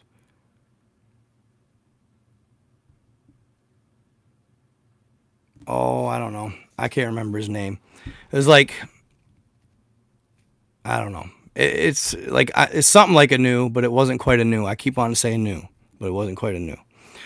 But when they wed and they married, and that's why sometimes I speculate that possibly at one time the Earth could have been an actual living physical entity. I know it sounds crazy. But after you read the Book of Enki and the battle that took place between Tiamat and the gods, more or less, the gods of good, the great gods, and then Nibiru was born of the sun, Nibiru took out Tiamat. And they talked of the battle as if it was two living entities. Really interesting. But they said that, and this is a hunch, this was actually just a hunch from one of the Anunnaki kings who was dethroned by Anu. Okay? The father of Enki and Enlil. He was dethroned, so he fled Nibiru, came to Earth based on a story that he had heard or read in some of the Anunnaki archives while he was king. The battle between Tiamat and Nibiru. It was said that Tiamat was given a gift from her husband, and that the sun and Tiamat, which was supposed, if we're talking planets, I believe they were living entities. When they had their first child, the father blessed Tiamat with pure gold and liquefied gold and plenty of it. He blessed her with this element that at the time they called gold. They didn't know exactly. But now, if you consume this, you can live forever. It's called monatomic gold. Okay? That's in theory. Monoatomic gold. Single atom gold. Purest is pure. If you consume it, it can actually help you with life longevity. Okay? He gave it to Tiamat, and she consumed it. So it became a part of her. And you guys, if it is known, if you watch Mud Fossil, we have finite amount of gold running through our veins. Finite amount of monoatomic gold running through our veins. Okay? So she had piles of it because she was a massive being. I don't know if they were like, I've been trying to figure out what they were. All right? I don't believe that they were just a couple planets that were mating and making these other planets. It doesn't make sense. There had to be some sort of living entities. They kept talking about the above waters and the below waters. The above waters and the below waters. So maybe they were, I don't know. I haven't figured that out yet. I don't know. That's one question of life that I'm like I haven't really theorized it. And, well, I have tried, but that's one that really escapes me. What they could have been. I don't believe they were just planets. I believe they were living, breathing entities that died and became planets. And then were able to still live in roundabout ways. Produce life, primordial soup. Produce living beings, living entities. Or be able to sustain living life. Okay? I'm not sure on that. They could have just been planets as well. I'm not trying to sit here and, say all that. But anyway, this king knew, based on this story, that Tiamat had gold running through her veins. What do they call it when you strike gold? You hit a vein. Right? And there's massive veins throughout all of Earth of gold. Where do you think the Grand Canyon came from, y'all? The Grand Canyon was a gold mine, literally. It was a vein of gold that was harvested. That's theory anyway. So he knew that Earth would have plenty of gold. He came here, scanned it with his advanced tech type beam, and he said it came back with a positive for gold like nothing he'd ever seen. Nibiru has hardly any gold. And that's what brought them here. That's what brought the Anunnaki here. He relayed the message back to the current king. That's when they came here. And then they inhabited Earth. Then that's when the fallen would come to Earth and breed the daughters of men. After they created man to harvest their gold. Then this great Earth War broke out over that. And then I'm sure there was more things. I'm sure there was other things. So that's where your gold mountain on the moon probably comes from. It was transferred from Earth to the moon via the Anunnaki. Okay? So there you have it. So a lot going on the moon that people and could NASA really disclose that at the time? Hard to say. I know, when I talk to the older generations about what I know and what I've read and what I've heard, my information, they just more or less scoff at me. And some people, they literally get angry. Some people literally get angry. And over here on YouTube, if you guys want me to read your comment out loud, I would love, or if you donate, I will always read your comment out loud. Just a thought. Okay.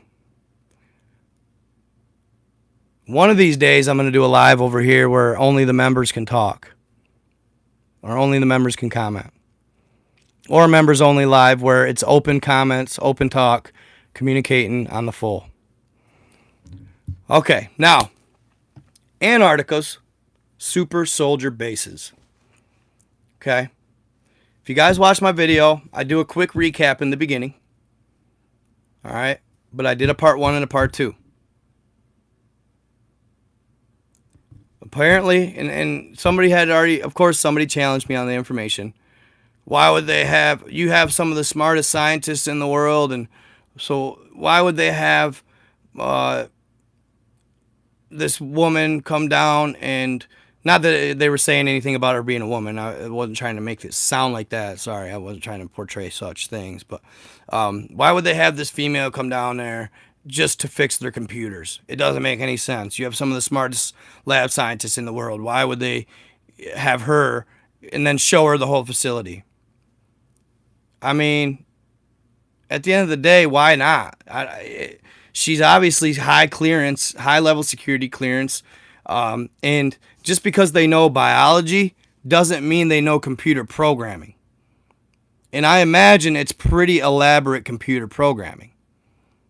And you're talking security systems. Okay? What had happened was this hybrid being, it was a hybrid being crossed with human. So basically every one of them have human. This one was crossed with reptilian. It was green, 7 feet tall, very muscular, had claws for hands, and it broke out of one of the regeneration tanks, is what they call them. The regeneration tanks. These tanks, they harnessed every being. Every being had one of these tanks, is what she said. And the entire facility and lab was lined with them, as far as the eye could see. Depending on which portion of the lab you were in, she stated, was dependent on what they crossed the human with. They were crossing with amphibious DNA, reptilian, reptoid, Dragonoid DNA, wolf DNA, tiger DNA. And they were able to splice it together and then cross it with the human genome.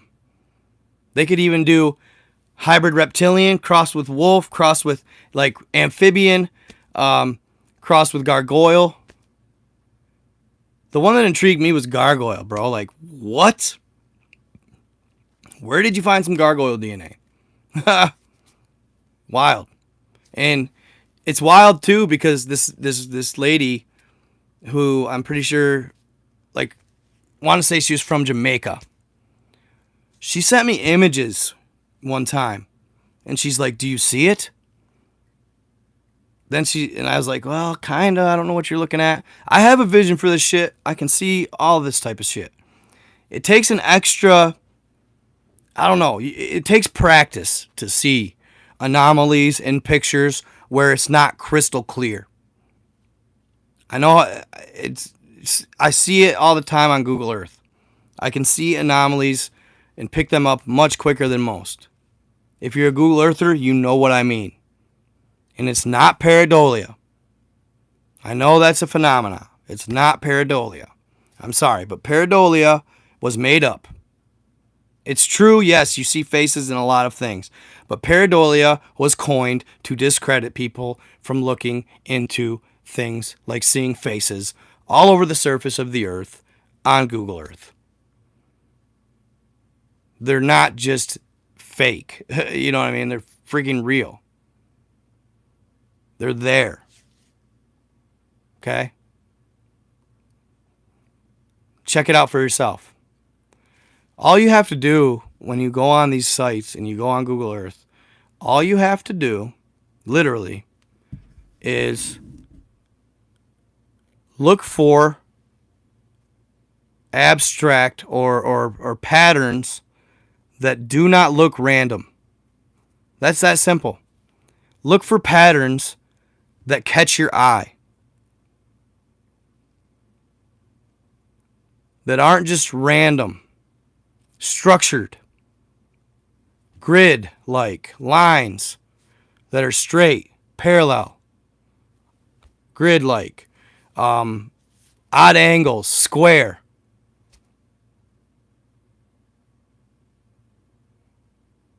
All that. You'll pick them up. It's easy. Patterns. Some guy just messaged me. He's like, "Bro, ever since I saw your video, I've been on Antarctica. Holy shit." Yeah, holy shit. I've found pyramids everywhere. If you know what you're looking for, you can. All right.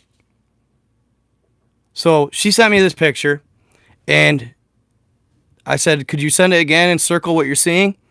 She circled it, and oh my fucking Lord, excuse my language, gargoyle. It looked just like one, dude, in her trees in her backyard. She's like, ever since I've started looking at them and they know that I could see them, they keep coming back. I said, yeah, you need to, it looked at least, it was at least reptilian. But I says, you need to quit acting like you could see them. When you look at them, act like you can't. You know what I mean? It's one of those things. You know, if you acknowledge something and let them know sometimes when you see things, they'll be like, ooh, I got his attention. I could, you know, he could see me. I want to go see him. You know what I mean? And they want acknowledgement. So, yeah, I love that gargoyle show. Hell yeah. And what else was gargoyle in? Have you ever seen the movie I, Frankenstein? Where they had gargoyles? I, Frankenstein is one of the coolest movies ever, dude. I recommend it to everybody. Testament of Solomon, eh? How's everybody doing over here on Instagram?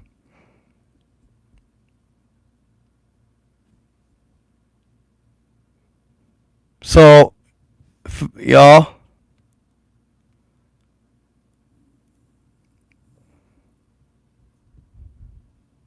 I had a request to join, huh? Looks like she's kind of cute, dude. So I'm going to go to Facebook real quick over here on Instagram. See if I can get my numbers up over there a little bit. Love you guys. Sorry, y'all. I'll be back in 2 seconds with you. I'm going to try and go to Facebook here. For some reason, I thought... Sorry, I'm not meaning to yell. For some reason, I thought that I was supposed to be able to get donations on my lives on Instagram. I know I had that option, but I don't know why it wasn't working. So that's why I skipped on Facebook today. But I'm going to go to Facebook real quick. Really, all that matters, though, is YouTube. You guys are killing it tonight. What I love about you YouTubers, too, like, you're not like you're not like zero attention span. Like, I noticed that on TikTok, if you aren't just totally just talking about absolutely amazing content the entire time, people just bail. Like, all right, well, I guess you miss out then.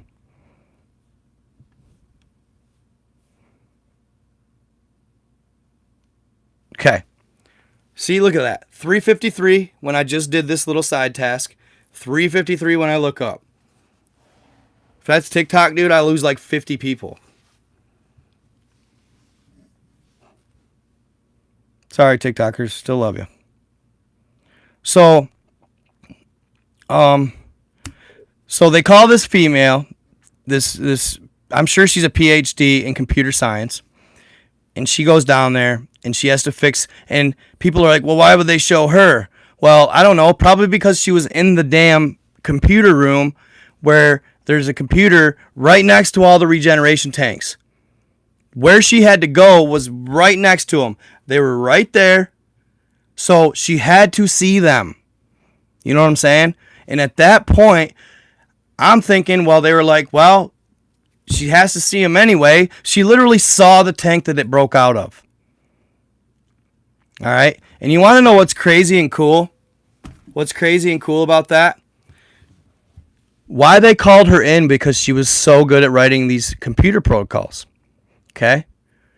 Why they called her in was because they wanted more harder steps in cracking the security code, because this hybrid being, while supposedly in cryostasis,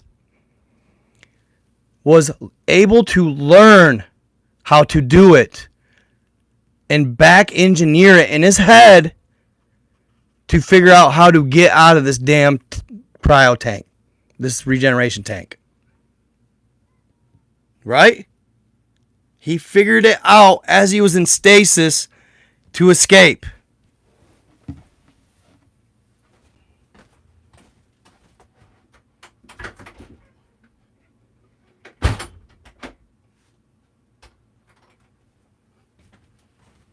Oops, hold on, kitty. Let me get you some water.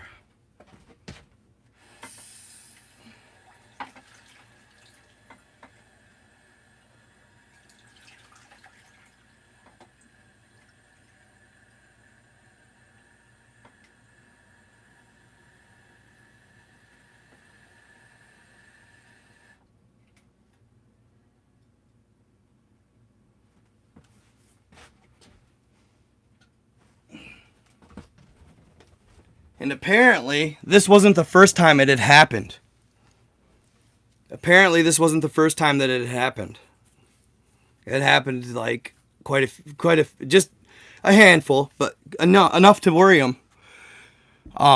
They say that Mothman was one of these, an escaped hybrid super soldier.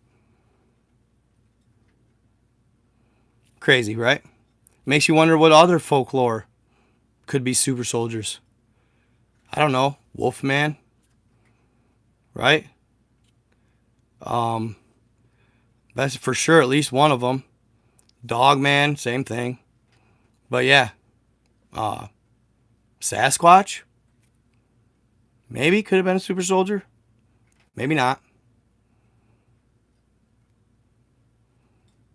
Quite a few. New Jersey Devil, Swamp Thing, you know what I mean? Have you ever seen Hellboy and the Creatures? Or X-Men? The X-Men was another one that I thought, wow, there you go. X-Men is real. Beast, man. Remember Beast? Highly intelligent, blue. Wolverine.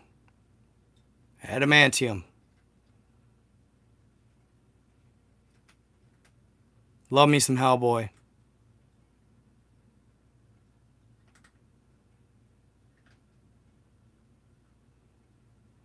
No, the Nephilim have not all died, no.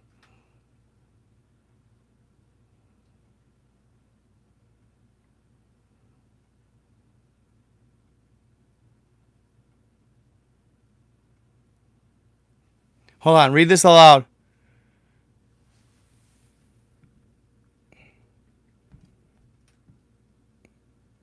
Kyle, can everyone make a concentrated effort to spread kindness, love, light, and generosity towards another in 2022? Absolutely.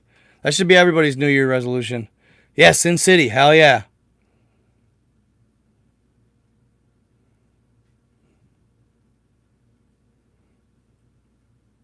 Oh, did they? I didn't know that.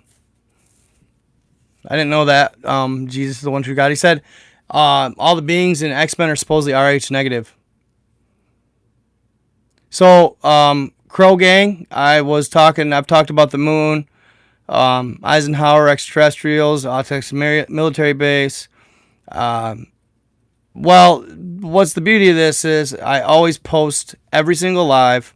It actually saves and posts right after the live. So whatever you missed, you can backtrack and go watch, which is cool.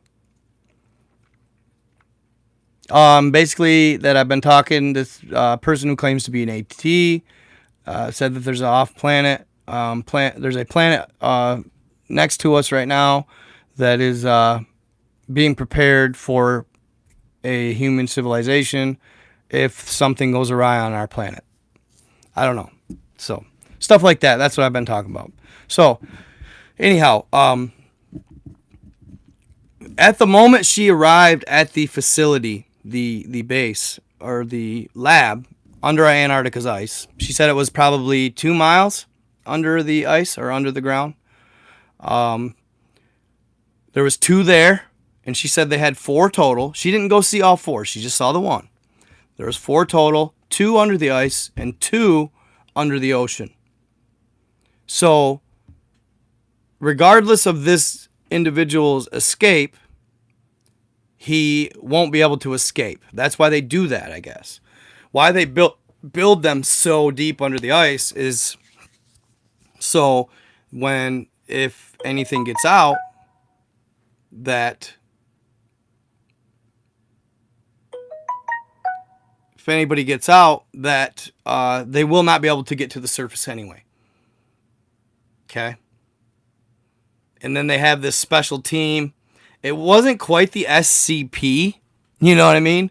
But they said it was something similar. I want to say it was the SSP. That's the group that they had catch this thing. Like I said, they had, at the moment she had showed up, it was still on the loose. This being was still at large, okay? So when she was in the briefing room, she said it took her aback because the technology was so advanced. She looked around the room and there was kiosks all around the room with little holograms of the spliced beings all around the room. Now, what did I tell you about? If you guys have watched my Buseji Mountain Secrets, if you haven't, go watch it. Awesome. They found the same thing. Hybridized DNA samples or whatever of beings that they had created in the past. They figure it's up to 20,000 years old, 25,000, maybe even 50,000 years old, this cavern in the Buseji Mountains. But upon a table with pictures on it, they could touch two of the squares with pictures, and then it would produce a actual human size, life size hologram in the middle of the room of the being, the hybrid being. Okay?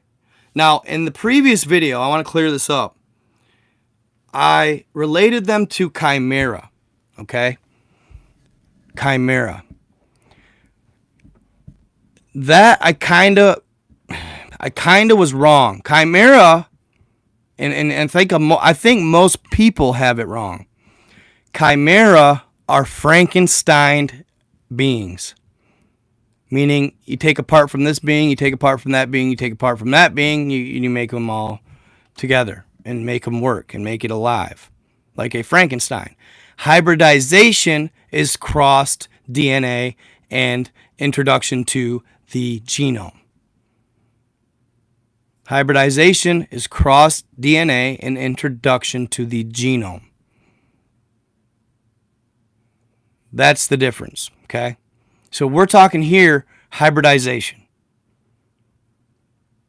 And if you guys watched my other video on the CIA, retired CIA officer, who disclosed that Google got Google Earth from the CIA and their search engine, their search bar feature from the CIA.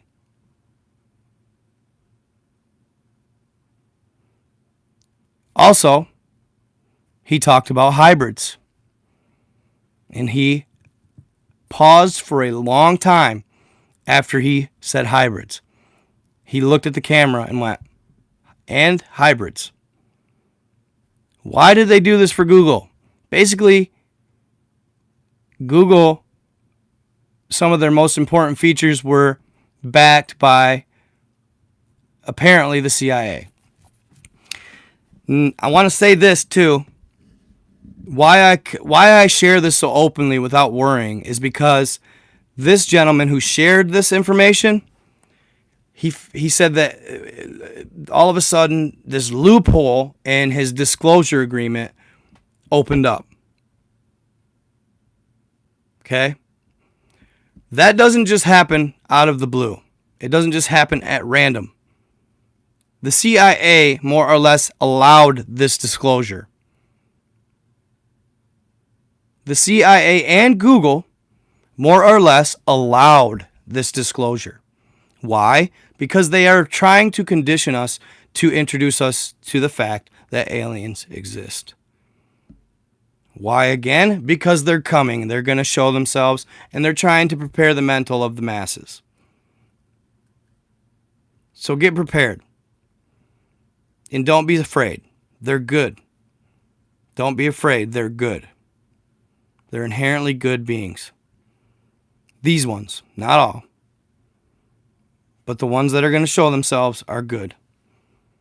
And they are out for humanity, not against it. So just keep that in mind, guys. Really keep that in mind. Okay? So, While this being was on the loose, or this hybrid was on the loose, they allowed her and showed her just this single lab, different sections of it.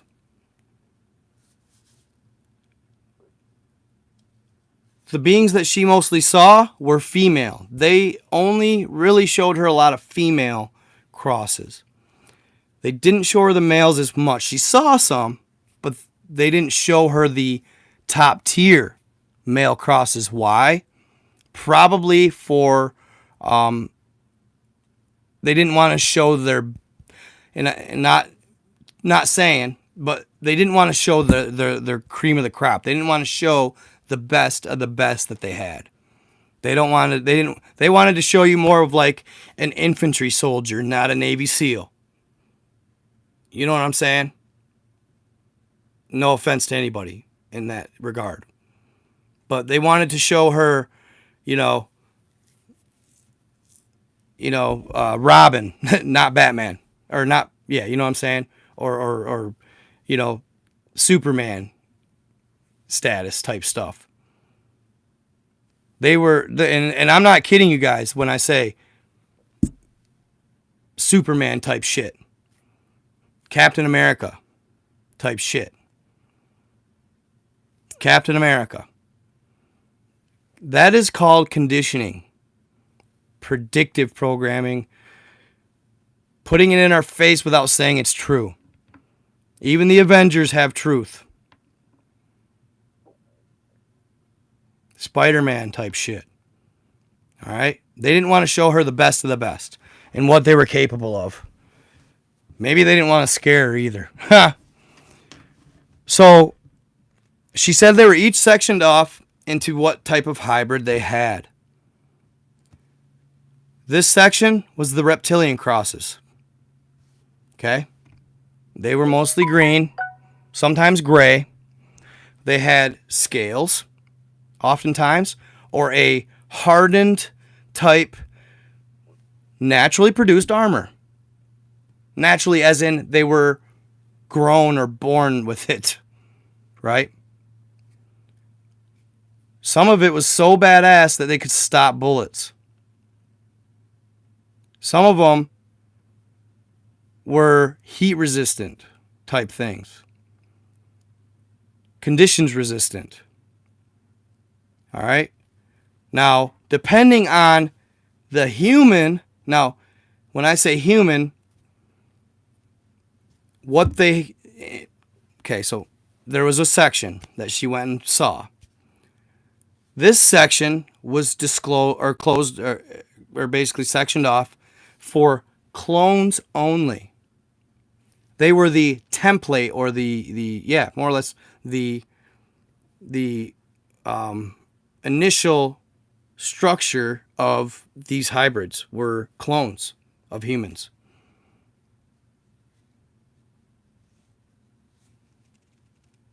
They were basically your start here, your beginning, okay? They would clone humans, and then, and it must have been, it wasn't just all the same human either, is what the messed up part was. Not messed up, but the unique, I guess, interesting part. There was only, they were all different. They weren't just only one clone. They weren't one female clone. They weren't one male clone. And why they do that is because depending on the human, when crossed with these certain DNAs, different traits would come out from different crosses. And it all depended on the genetics of the host. Think about it. That makes sense. It would. Because if we are, in fact, and we are, also that CIA officer disclosed this. And check it out. It's at Mind Hacking Happiness. That's the page. He's on YouTube. Sub him. That's the gentleman who he worked with high-ranking military people and officials he was a code cracker for computers. And he supposedly cracked a couple codes. He's an older gentleman. He's probably in his 50s. high 50s, mid to high 50s, but he cracked a couple codes for these government alphabet groups. So he has a lot of contacts and connection in the area. Okay? In Korea, you can clone your dog for 35 grand. Interesting.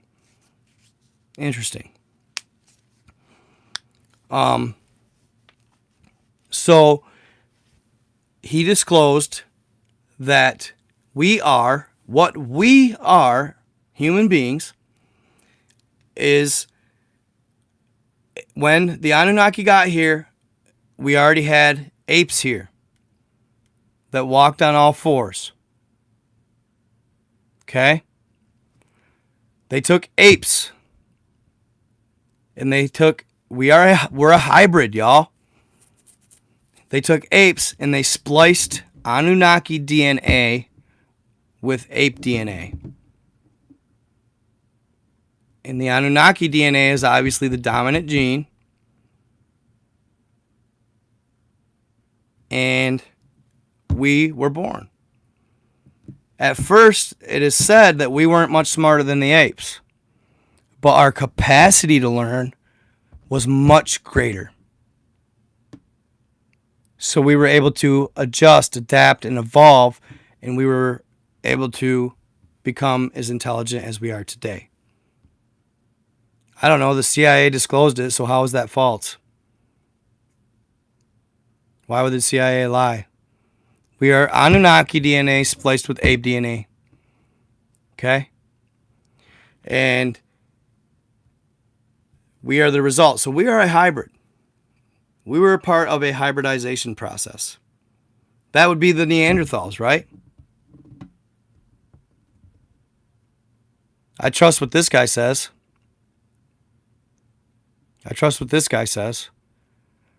Yeah, the CIA lies, but why would they make this up? They wouldn't. Don't make any sense to. They have no incentive to make it up.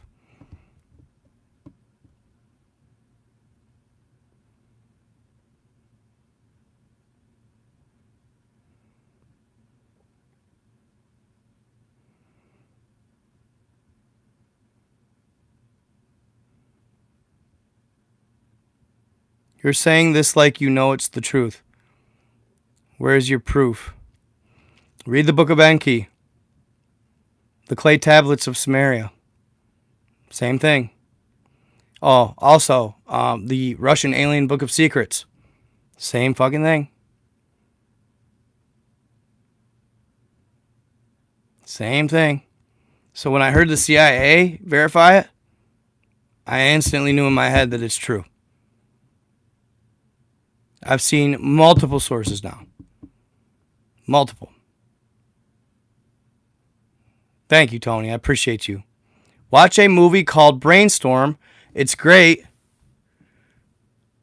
Christopher Walken and Natalie Wood. There you go.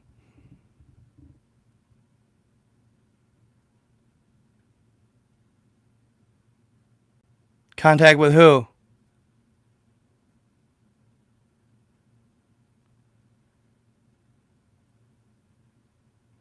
Possibly.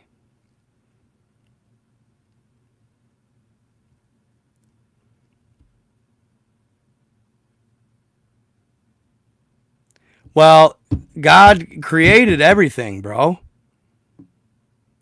And God did create us. Sure. Because he let them breathe life into us, essentially. Just because I said the Anunnaki spliced ape DNA with their DNA doesn't mean we're not a creation of God. God had to allow it to happen.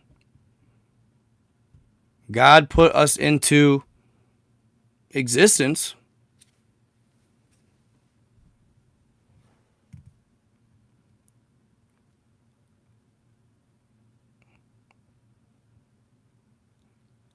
You're telling me that they haven't been crossbreeding and creating hybrids since forever? Just because God is the ultimate creator doesn't mean that it's not possible to use his creations to create a cross or a hybrid.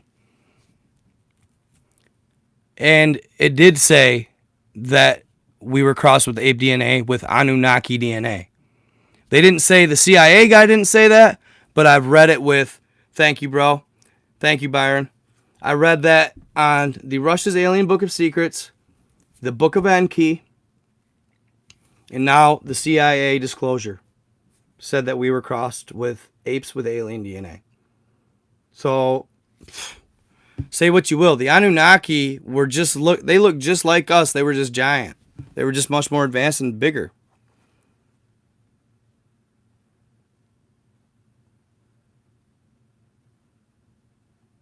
No, we're not their offspring, no. Most likely the apes housed the offspring. Most likely the apes housed it.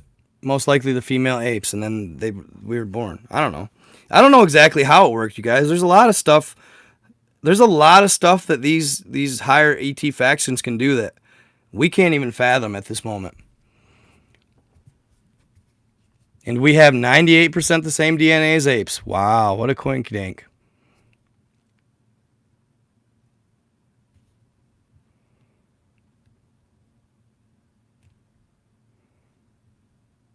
That's fine. Your opinion, bro.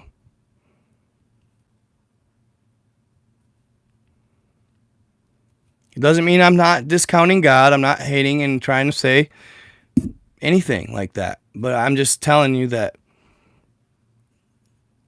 why is it not possible that God created Anunnaki, God created apes, and then God let us be crossed and created?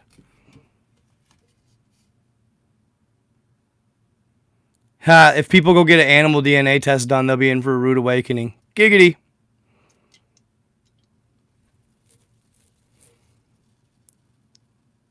I have heard of the Majestic 12, but I have not watched it, and I need to watch it.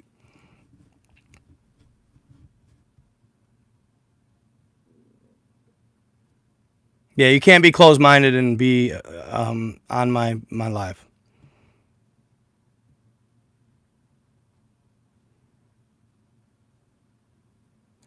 So, the video, if you guys watch, and you can skip to it, and I don't know if I posted the 3-minute video, but watch Mind Hacking Happiness.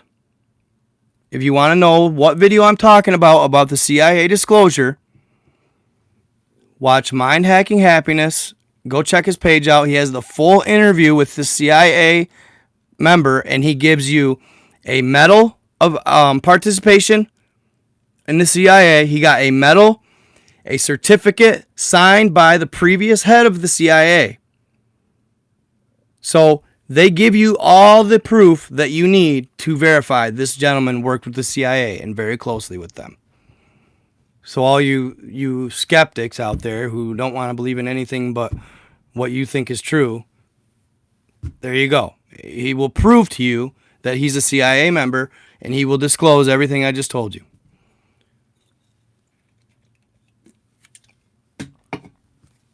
I was tagged on Facebook or TikTok in the video. He did 3 parts to the video on TikTok if you want to check it out. At Mind Hacking Happiness. And they're pretty much his last 3 videos. The CIA disclosure one got like almost 3 million hits.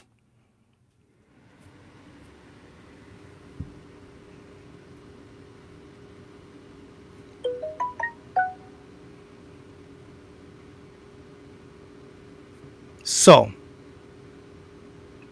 I'm serious about banana. You know, Malibu Moon. I got some bananas next to me that I've been wanting to have one this whole freaking video. I'm not gonna though. I'm gonna wait. I don't like eating on my lives. Yeah, scripture's been altered for sure. Now I feel like a cannibal. Nice, Tanya. Okay, so I'm gonna continue. So one section had clones awaiting hybridization. Okay. Another had these amphibious crosses. And then another, the Dragonoid crosses. Okay. What she said about that was interesting. She said each variation of being that they crossed them with, depending, they had a different color goo in the regeneration tank. The regeneration tank. They had a different color goo. I imagine it's a lot like the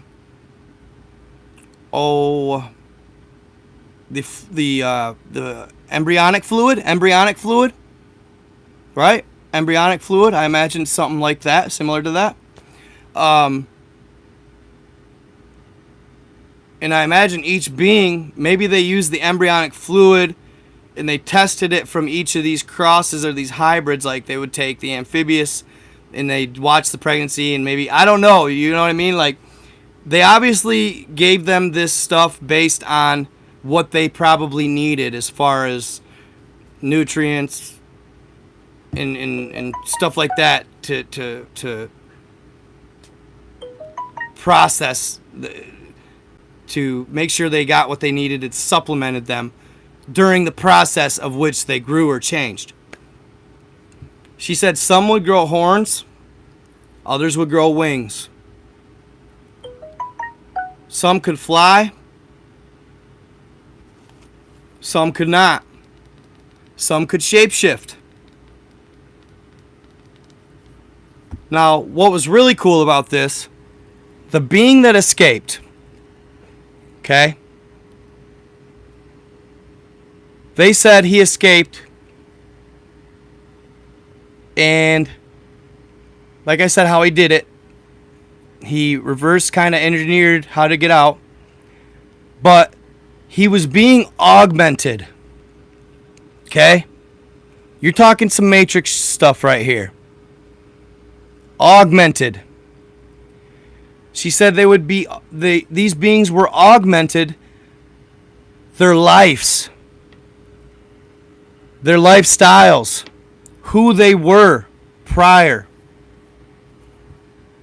what type of life they led.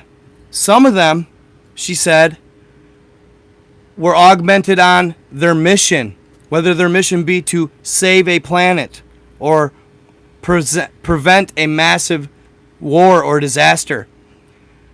They could basically upload into their consciousness whatever they wanted. And this included combat training, combat strategy, weaponry usage. The one that escaped was augmented and taught how to fight with 2 swords.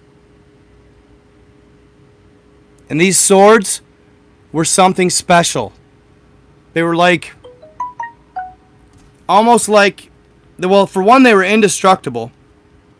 So you're talking on some adamantium shit level. You know what I'm saying? You're talking like some adamantium shit. Not only that, these beings were able and taught to be harnessers of energy. Okay?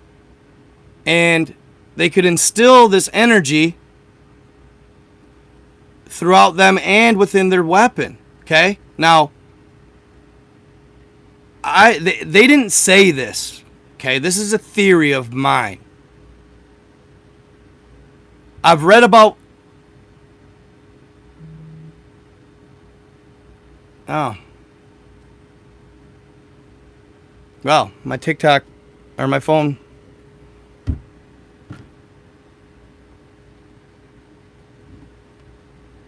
Hold on. My TikTok just got booted. My phone just like shut down.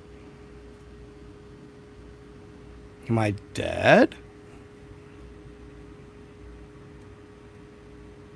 Am I at 0 energy? Or battery, I mean? This will be intriguing.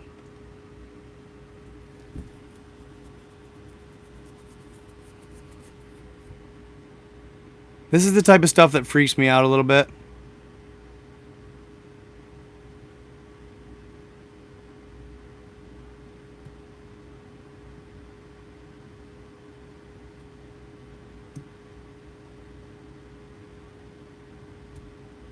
Wow. Okay, guys. Haha. Of course, it's a Samsung. That's what I get.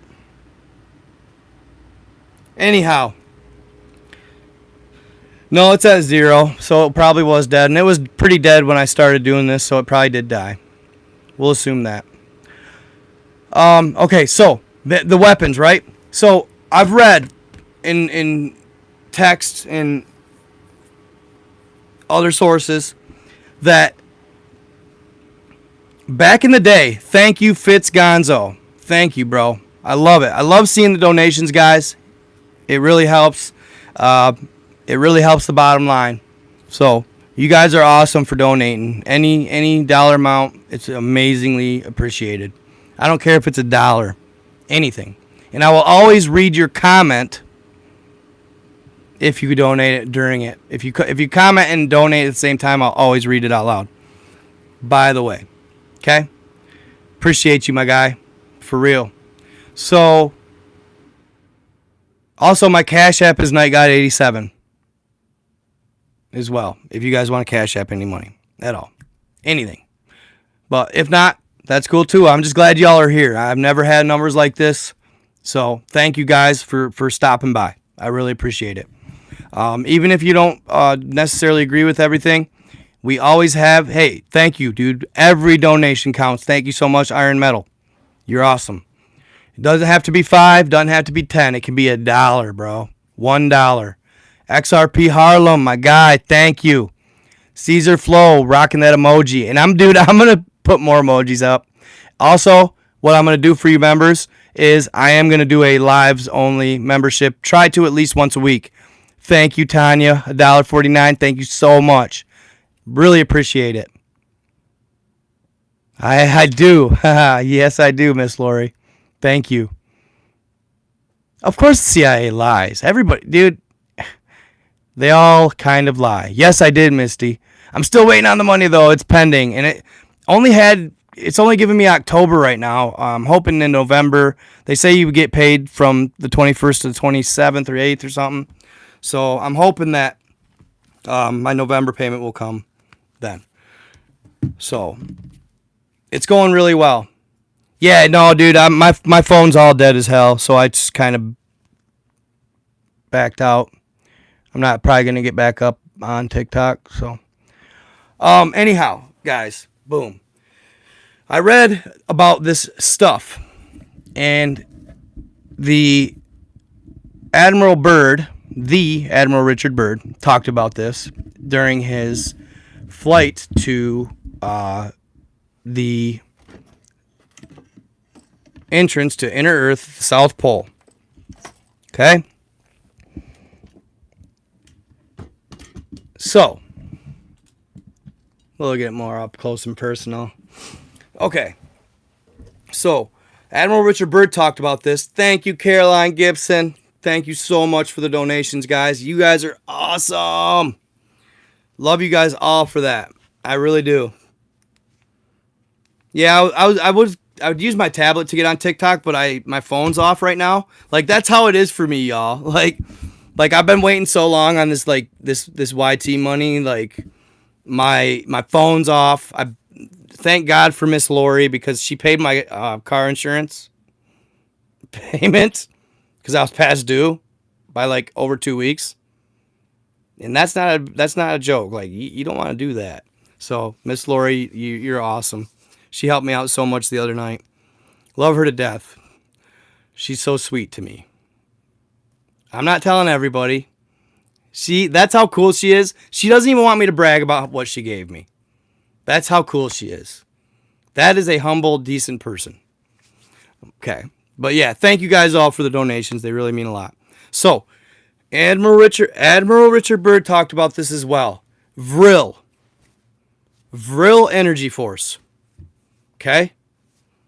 Vril is a substance, a naturally produced substance on Earth. Okay? That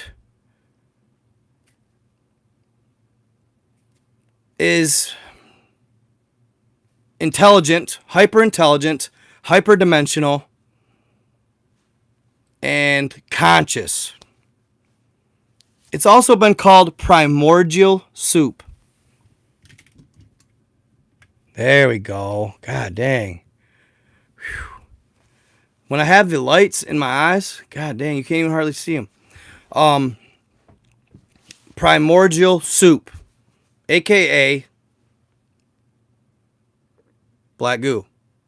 Venom black goo. Okay? Just like Venom. That's what I always call it. Venom black goo. And I see the new Venom came out. I like to see that. He's got a female Venom this time. I dig. So, yeah, that looks good. But same concept as Venom, okay? It can be good or evil, depending on the host. You can push it to be good or evil. But it's powerful stuff, okay? It is said that the Spear of Destiny was laden with evil black goo. Moses' staff was laden with inherently good black goo.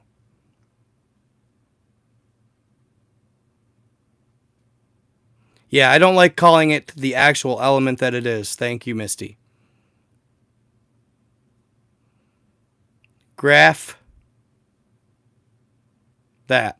I don't like calling it that. I don't know why. Because I don't. It just makes me nervous. So, if you laden weapons with this stuff, it can make them very powerful. And I also thought it was very interesting how this super advanced hybrid and these super advanced hybrid beings were using literally weaponry of old. Swords. How friggin' cool is that? Teaching them how to battle with sword in hand. That they're still using that to fight. When they could be using direct energy weapons. Or plasma based. Or tractor beam like weapons. Ray guns. Etc. They're using swords, which is crazy. So I assume that it's like kind of the same concept as like Excalibur, right? If you had watched King Arthur, what a great movie. It was so underrated, I thought. But I think it's called King Arthur. It's the newest one about Excalibur. Okay? It's such a good movie, dude. One of my favorites, honestly. It was so underrated. It had the guy from, what's that biker show called?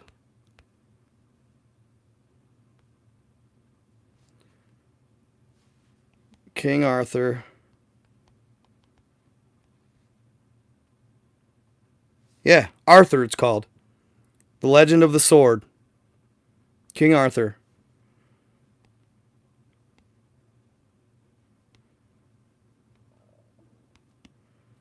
It's got this dude in it. What a badass movie, too, by the way. Such a badass movie. It's got that guy in it. He plays Arthur. Thank you for the $5 donation. You are the best. Yeah, the Sons of Anarchy. I never watched that show. Didn't really care for it. It was alright, but yeah. So, he was King Arthur, okay? And in the show, I want to say his brother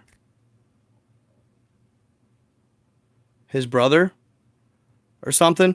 Anyway, his brother had made a deal with these witches or whatever they were in this cave underground and they'd come out of this black water and he had to make a sacrifice in order to get this power, right?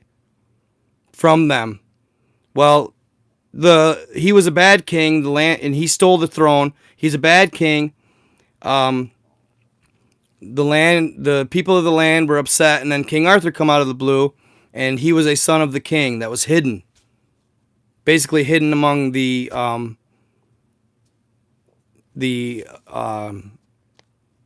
brothels, right? So he comes out of nowhere, but anyway, he makes this evil king, and he's trying to take the throne back, and they're trying to all of a sudden the lady of the lake emptied the lake, the sword was exposed, so the king made everybody in the whole village try to pull this sword Excalibur out of the stone, because if it matched with a pure blood of the king's bloodline, the sword would be pulled out of the stone. And when he pulls it out of the stone, he's like amazed. He's like, what? And then all of a sudden, this big jolt of electricity, and he passes out. And then it's just a great movie, great story. But anyway, at the final scene, he has to fight the current king, who's the evil king. He ends up sacrificing, he had to sacrifice his wife the first time.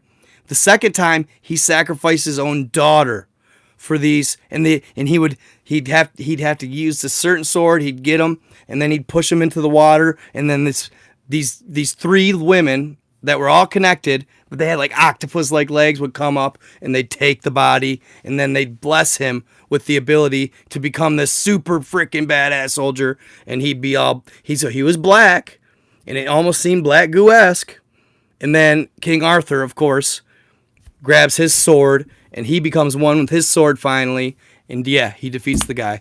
But is there some truth to that stuff? Is there truth to these lore of weaponry that wasn't King Arthur's sword blessed by Merlin or something? If I correct me if I'm wrong, but didn't Merlin bless King Arthur's sword? I don't know for sure, but and that's another lore that I've been wanting to look into since I started doing this stuff. It's Merlin, bro. What's the real story of Merlin, the magician? I think there's more to that story. I think it runs deeper than that. I would love to figure it out.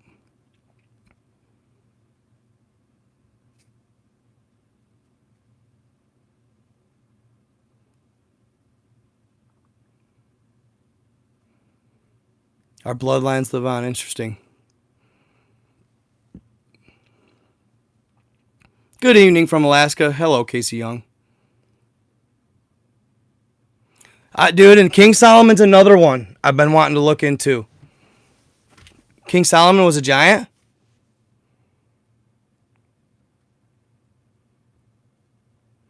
The End Times Productions? Damn it. Pens. I have an issue with pens. I can't seem to keep them around.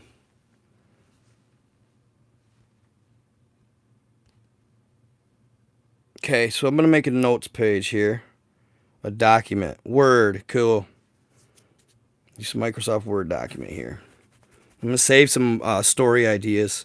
I need to start saving them in one place because I write them down on paper and I lose them. So I'm going to start saving them in my thing here.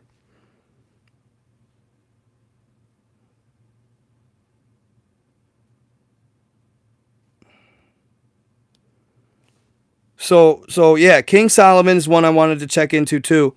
Somebody sent me a really good source the other day that's very, very secret to him, and it has all the truths. He said it has stories and the truths on the Mars civilization, what happened on Mars, the people there, and what took place. Like I said, what else did he say, man? It had great content. The origins of Earth, the truth, the first real Bible, supposedly, the first text unaltered. Yeah, I'm super excited, though. He sent me a hella good source. I got that shit bookmarked. And I'm definitely going to be doing some hellacious reading of that stuff. Samsung notes, there we go. Add a note. Individual pages. Okay. So, cool. That's why I got this tablet too. I got a good deal on it from a buddy. I traded my JBL Google Home for it. Okay. So, content ideas. And I'm gonna start definitely I wish this gentleman would come into my lives because he is commenting on all my posts and saying he found a video of a 14-foot giant that I gotta see. He's getting upset with me. Are you here, bro? Saying I never answer comments. Whatever. He's so mad at me right now. Solomon. King Solomon. And who said this? End Times Production? King Solomon. And then you said End Time Productions. I think I've seen movies by them. End Time Productions. And then you said, oh, I want to do Merlin too. Merlin. Oh, you know what else he told me? Sword in the Stone. You know what else he told me? Sword in the Spine. Okay. Sword in the Stone. So, you know what else he told me? He told me Black Panther was real. Not that the actual character for sure, but he said Black Panther is actually a character in history that I need to look up. And he gave me a source. And that he was a allier of nations. A combiner of nations. Which is crazy. Dragon Lord Belliner. See? Yeah. You guys, dude. I love you guys, man. You seriously, dude. You guys, honestly, you want to know what? Some of my best content comes from you guys. Some of my best sources are you guys. I'm not even kidding. I hardly ever have to just go out blind and start looking for stuff online because of what you guys suggest, bro. Love all you guys. King Arthur's father. King Arthur's. Or was that? Did you say King Arthur's or Merlin's? Wait a second. Was that Merlin's?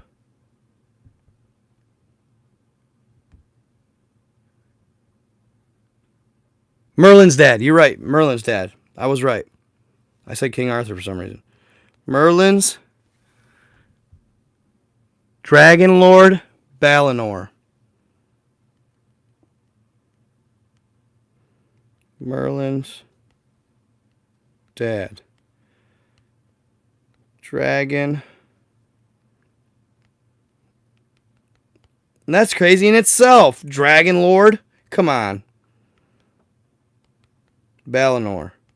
You guys remember the Transformer movie that had Merlin in it? Or at least talked of Merlin? Crazy stuff. So, basically, with the Antarctica Underground Super Soldier Labs, they each had different color of goo for whatever being that they were trying to cross. Like I said, there was 4 labs, and the beings there, I don't know, and that's one of the questions I would have had, but obviously she could only disclose or talk about so much, is what war were they fighting? Why were they fighting? What were they going to be a part of? Who were they going to fight? Etc. I want to know the what ifs or the who's or the whys. Ultimately, it's wild. So another thing that they could do, the super soldiers, some of them were just super soldiers like Captain America, just human. So they all had super strength, agility, speed, all that stuff, but each of them had different traits. Like some of them could go completely invis. Others could manipulate the weather. Others can manipulate fire, earth, wind, water, all that stuff. That's how in depth and deep this hybridization runs. They have what we deem magical powers, even though there is science behind it, but it seems like magic to us.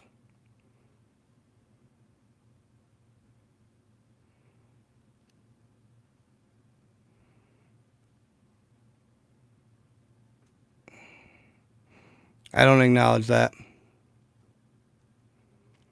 So, the X-Men, man. Storm. She can manipulate weather. Magneto. Magnetics. The Phoenix. She had telepathic abilities. Telekinesis. Professor X. Telekinesis. Time travel in their head. They could take over minds.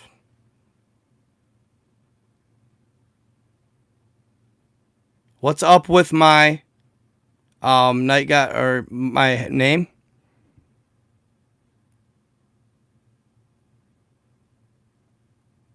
What are you talking about? Alcohol and weed making us look like zombies? I don't know. Do I look like a zombie, y'all? I think I look pretty good. I don't know. My eyes aren't very dark or anything.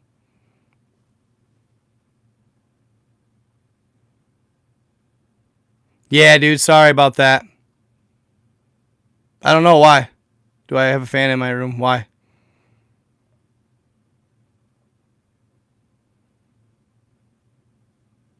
Three to 400 weather patterns? That's crazy. Yeah, I've seen the mermaid bones they found in Africa. Oh, yeah, I do. I got a heater, space heater. Yep, that's why. I got a space heater. So, ultimately, whether you believe in the Antarctica super soldier bases or not, up to you. I don't put anything past anything. I think that I think we have the ability, and we've worked with ETs enough that we are much more advanced than we portray to the masses. It could be a lot of what we see in Wolfman, Bigfoot. Maybe they're hybrids. I heard Bigfoot can run 60 miles per hour, 50 to 60 miles per hour, faster than a deer. Okay? But I guess I'm just going to kind of open it up to the floor for a little bit. We've talked quite a bit of good stuff tonight. How many, what is that, 163 minutes? So that's almost 3 hours. We'll see if we can take us to 180 minutes. Then I'm going to cut it off because I don't know. But I love my lives, though. I love going. Most of them I end up going for 3 hours, and I love my YouTube crowd. You guys are the best. I could care less even going on any other platform. You guys stick around. You don't just bail when you're bored. I feel like with my YouTube people, I've truly got a connection beyond just content. You guys hang out with me. You don't bail when you don't bail when I stumble. You don't bail when I stop talking for 30 seconds. And I don't know if it's because maybe YouTube actually lets the subscriber choose. Okay? Or and TikTok is basically booting people constantly. I don't know. Which wouldn't surprise me. Yes, Majestic 12, yes. So many people, I've been hearing about Majestic 12 back when I first posted about Lemuria on TikTok. And I was one of the first people to talk about them in depth. That was a great time. That was when I first started going viral, you guys. What a weird, crazy, good feeling. Nothing's been better than YouTube, though. So the Majestic 12. And that's one of the first things I'm going to do when I get my money is buy a TV, because I broke TV here. It like fell down or something. I don't remember, but it was just a junk Roku anyway. I'm going to get a nice TV so I can watch. Like, dude, like I want to see the Venom movie right now. Like, I want to watch that movie pretty bad. So, yeah, the Anunnaki are here. Yeah, for sure. Okay, yup, Tartaria. I think Tartarians went to Middle Earth. And I think they could have been a descendant of the Hyperborean race. I also think that maybe Jesus was Hyperborean. That's just a theory of mine anyway. I'm like playing with it. Just kind of dabbling with that one in my head. Yeah, I've looked up the RH negative stuff. I was talking to somebody about that last night. Oh, and I'll go to that note. This gentleman said that the RH negatives, so RH positive, RH negative is the rhesus gene. It's a protein, attaches to the cell. It's something to do with your immune system. It's a signaler, signal type protein that tells your cell, I think, when it needs help or when it needs the immune system to respond. It's been a second since I've actually dabbled and looked into it, so if I'm wrong there, forgive me. Anyhow, this rhesus monkey, this little one, it's just a little one, has this rhesus gene, okay? And 85% of humanity has it as well, all right? But 15% does not. Less than 7% of people. So if you're RH positive, you have the rhesus gene. So if you have an AB positive blood type, you are AB blood type plus the rhesus gene. Okay? You can also, for people, 15% of the population, they don't have the rhesus gene. So for example, if a mother, this is give you kind of an idea of what this means. So, okay, before the mother thing, back to the old days. Back to the old days, and in the old days, before they had the medicine to correct this, if you were to find a significant other, one of the first things you would do would be to get your blood type. Because if your blood types didn't match up or weren't proper, they literally would not get married. They used to marry based on blood type. Okay? Why? Well, because if you were RH negative, if you had, say, like for example, my mother, she's O negative, the rarest blood type. 7% of the population have this blood type. Okay? Now, I'm pretty sure, and I haven't checked my blood type, but I remember, because this blood type is very rare, O negative. I remember when I had surgery in the 7th grade. Okay? I had surgery in the 7th grade on my hip. I got hit in football, and the ball on the top of your hip, or the ball on the top of your, it'd be your femur, right? I think is the bigger bone on your leg. The femur going up to the hip. There's a ball, and then that ball connects into the hip. Okay? That ball is actually a growth plate. It's 2 pieces. Right? I got hit. Say I'm running. This is how it would look. I got hit so perfectly that that ball slipped like an ice cream cone. Imagine an ice cream cone and the top of it just kind of slipping. The doctor told me that it is a common, I wouldn't even know if I'd call it a break or a fracture, but it's a common injury in morbidly obese people, okay? Morbidly obese people, like over time, it's so hard on their hip joint that eventually this ball will slide. So what they had to do was slide it back and then slap a pin in it to hold it in place, okay? It's pinning it still to this day. Um, when I had this surgery, I remember the doctor saying, well, if we need blood, we should look for it because we want it on hand.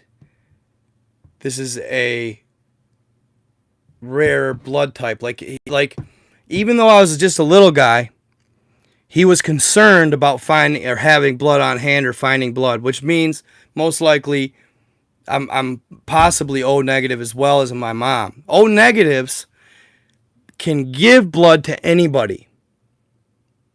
O negatives can give blood to anybody. Okay? They cannot receive blood from anybody. They can only receive blood from fellow O negatives.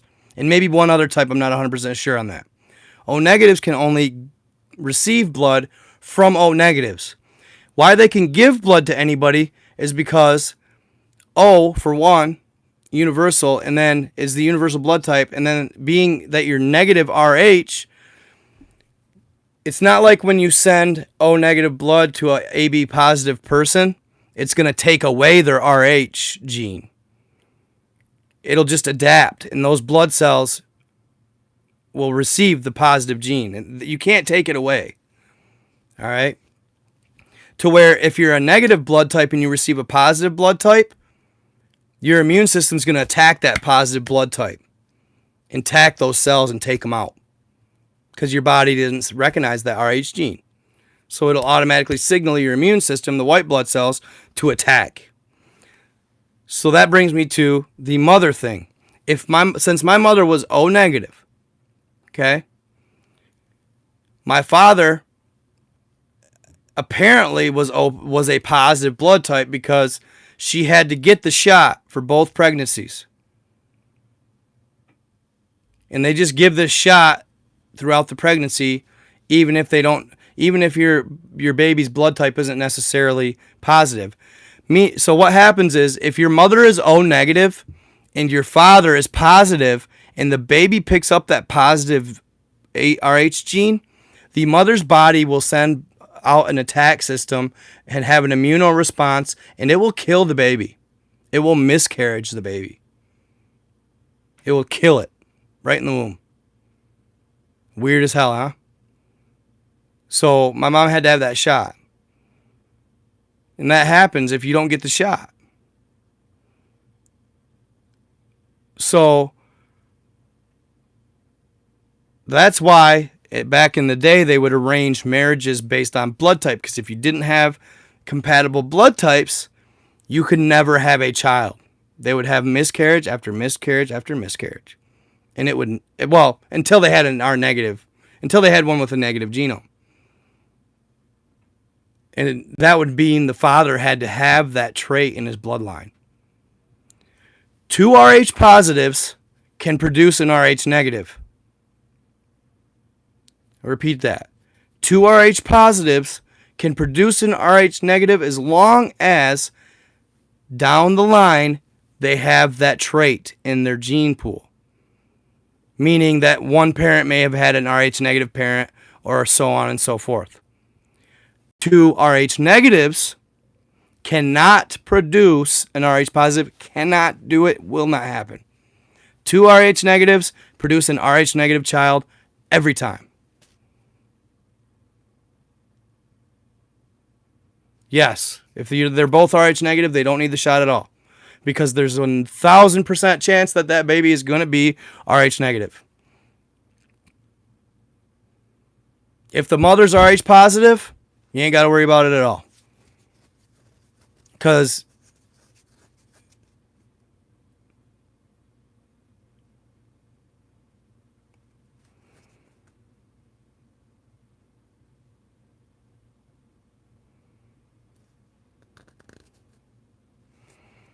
interesting. I guess this is the chat, Tanya. Duh, why are you saying that? O blood is from the beginning, apparently, huh? Interesting. I know I did a lot of research on the Rh thing because so many people talk to me about Rh negative. So if you want to talk about culturally, and it's not true all the time, if your parent has the Rh negative gene, you can pick it up. Okay? But generally, they figure Rh negative comes from Europe. They generally fight COVID better.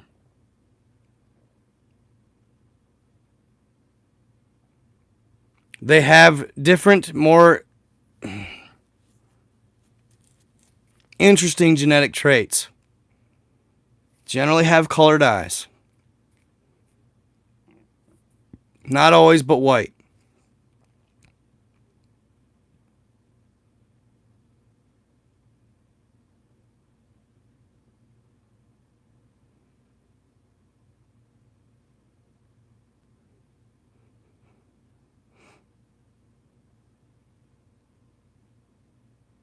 Thank you, Caroline. But it's not always the case, like I said. The majority of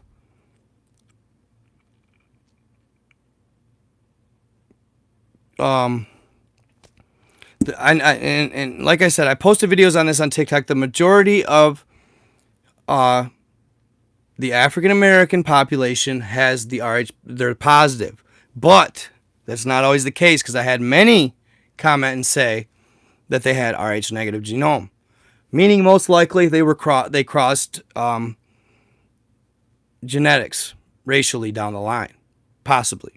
I'm not saying that's 100%, but generally that's how it goes.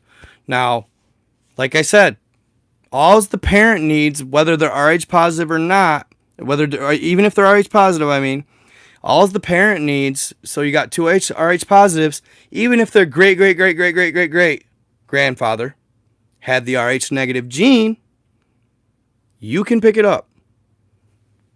So we're basically all mutts at this point, and there's no absolute correlation with Rh positive and Rh negative. There you go.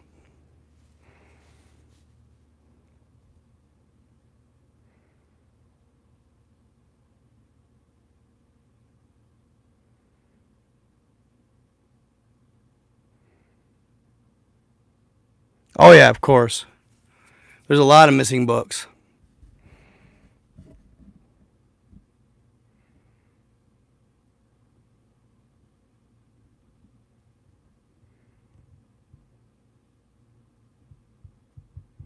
Yes, there's a lot of missing books for sure.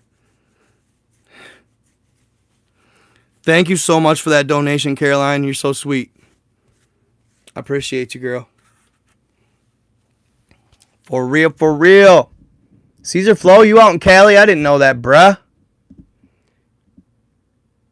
Alex Harris, what's up, my guy? I feel like I know an Alex Harris. Actually, I do, from Albion. Did you go to Albion, bro?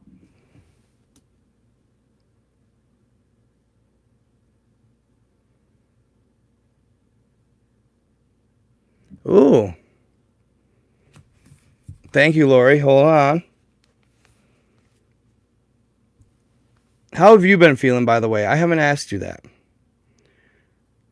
Tom. Oops. DeLong.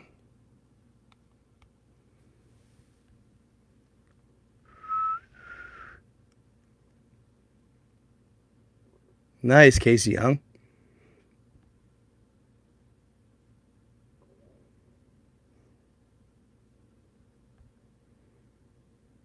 To the stars.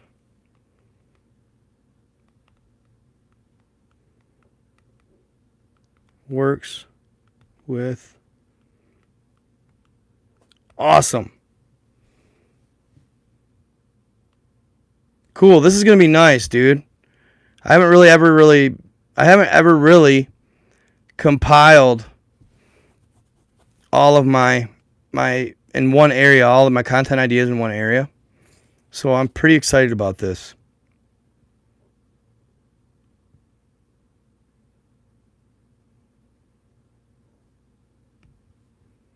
Pretty excited about this. This is a nice tablet, by the way. Of course, right after I traded, I dropped it and cracked the screen. I was so mad. Frank Lucas.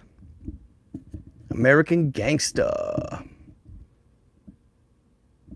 Oh, okay, cool. I'm glad you figured out how to join. Did you guys see, like, I don't know if it's because I got more followers or what, but they changed the format of my channel page. Now they put some of my intro in the beginning, which is cool because previously they hadn't put my intro or my bio under my picture, and finally they did, and it's cool because, and like lately, oh, thank you, Macy May. Welcome to the Giants. You are awesome.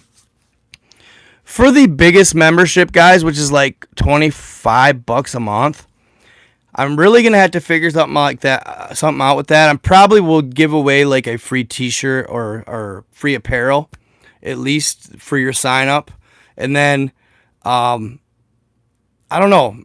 I'd even maybe do like personal phone number. You could call me, type thing or something like that. If it got big enough, I'd do an absolutely strictly membership live. I'm probably gonna do strictly membership content, or maybe if I could get ahead, give you guys content like a few days in advance. Try and allow you access to the content before I release it to the rest of the public or whatever, the rest of my subs. I'm going to figure something more out that I got to do a little more research on it.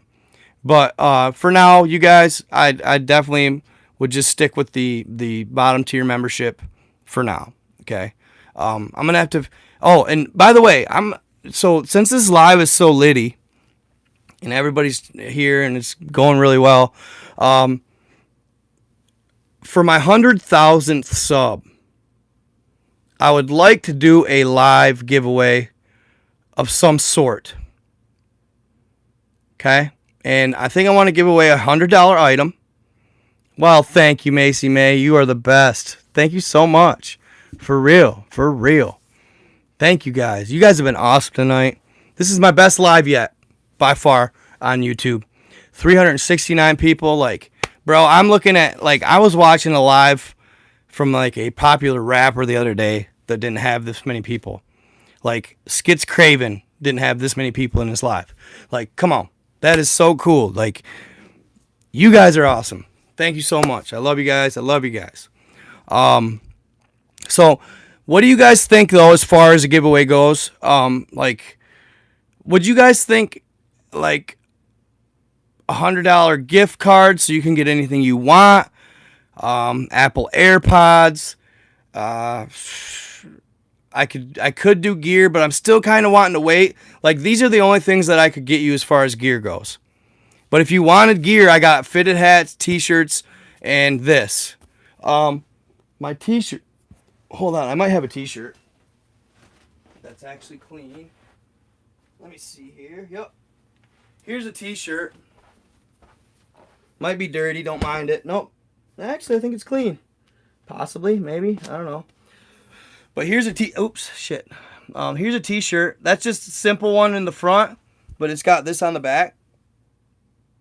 Night God. Got the alien with the cross sword.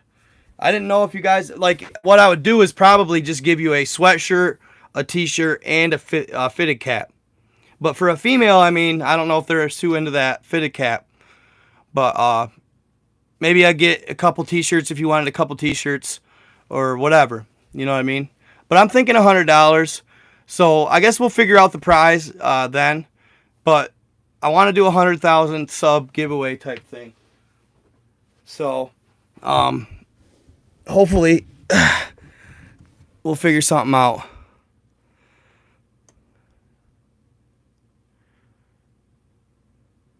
What? Somebody must be new on the Watchdog Big Brother job at YouTube. Why? You say that?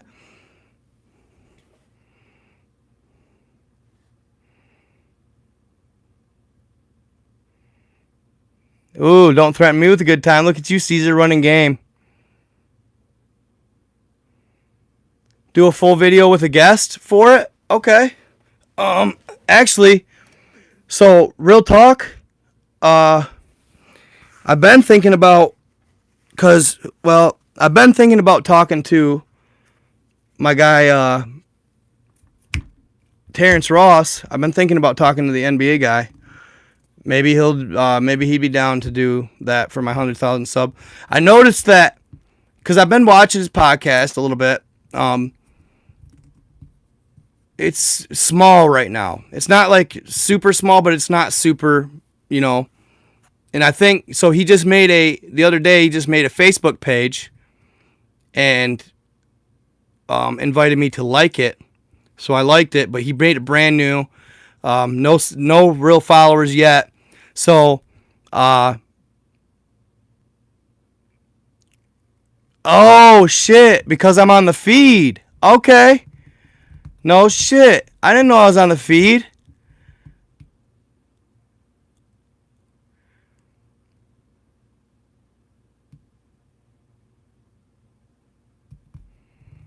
No shit. That's cool. I'm glad I'm on the feed. That's awesome. They must be on vacation. Probably because I'm one of the only people still alive right now. So, Laura Nicole, if you want to become a member, you have to go to my channel page. Click on my sub, like when you click on one of my, say, videos, click on my image, my page to get to my channel page, okay? And right by my picture where you can subscribe, it'll say join. And you can click join and then click the group. No, I don't. What are you talking about, Shannon Hubbard? You're one of my favorites.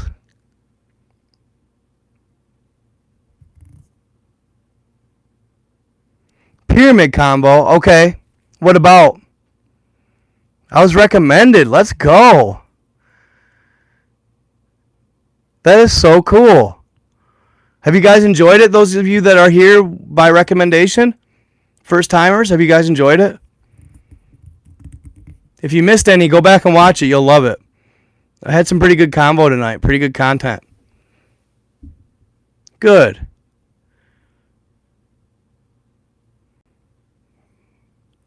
Good. So, as far as that, Shannon, the pyramid combo, you want to talk to me personally at one-on-one?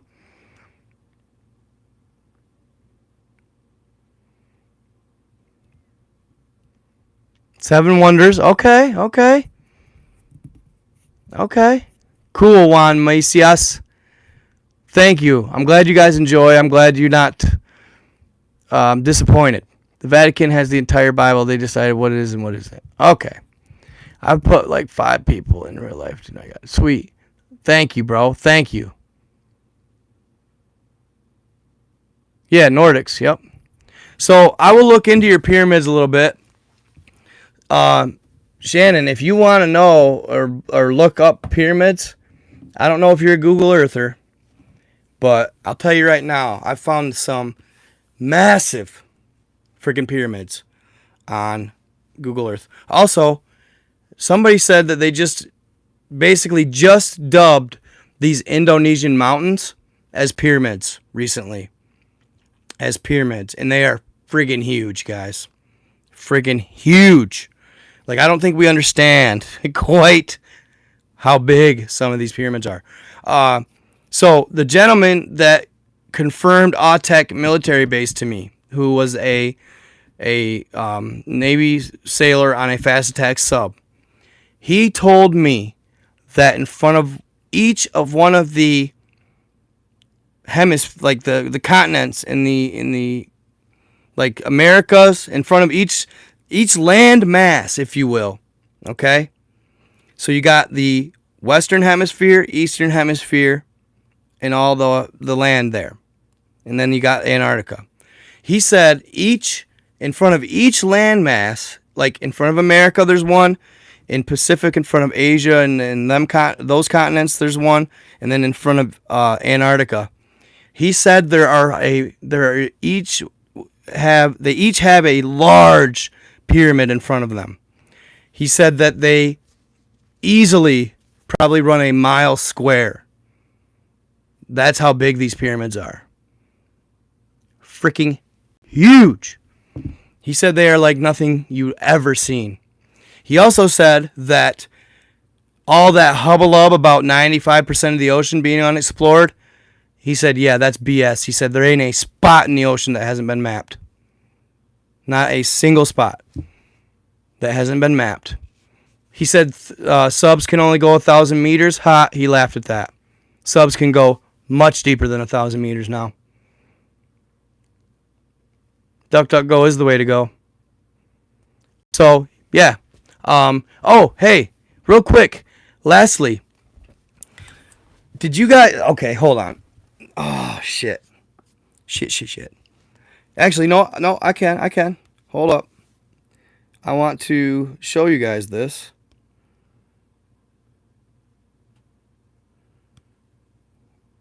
Okay.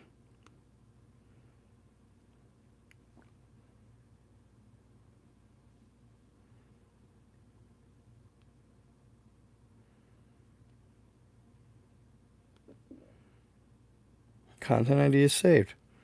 I want to talk to you guys about this before we go. This is the last thing, and you're going to like it. You're going to like it. I'm glad I didn't forget about this. Yeah, so those of you that, real quick, those of you that are having trouble joining my membership, let me show you right here. Here's my page, correct?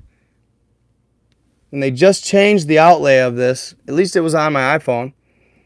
Night God 333. See my subscribed? And then join right next to it. There's your join. So if you want to join the membership, that's where you do it. Okay? So, I got to check something.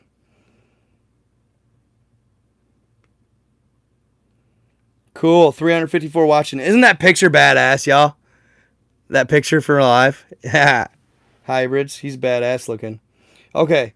Real quick. Sorry. This is like a kid. Peter Kane. Peter Kane dog training. Y'all got to see this. I want to show this to you guys.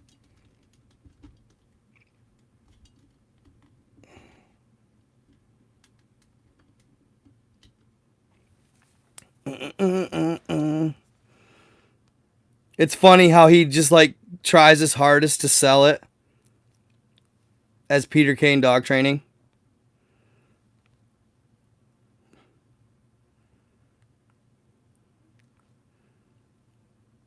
He don't get hardly shit for views, really. The only ones he gets views on are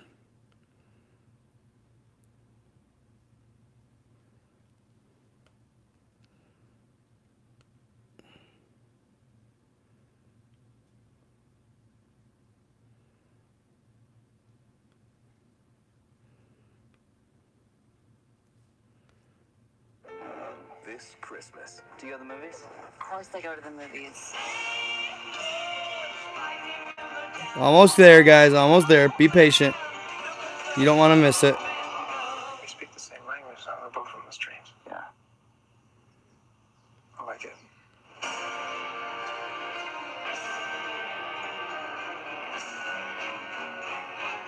Fantastico. Licorice pizza. The Animal Planet show, Finding Bigfoot, is a joke. It's a horrible show, and it's derogatory to the Bigfoot community. This is a fact. See it? It's about entertainment. It is not about science. It isn't. They make it very clear. It's all about them going in the woods and talking. This is Peter Kane dog training. Stuff that they don't know what I'm going to pause it because I don't want to be like copyrighted for that content that he's talking. But hold on. So there you go. There's a picture of it. Now, his story goes as such. A lot of people think he's a quack. A lot of people think he's a liar. I do not. I think he's telling the truth. Based on the way those look. Now, hold on. I want to show you guys something.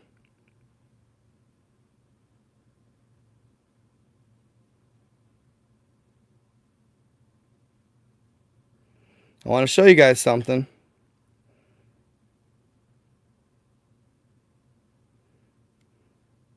He said that this head alone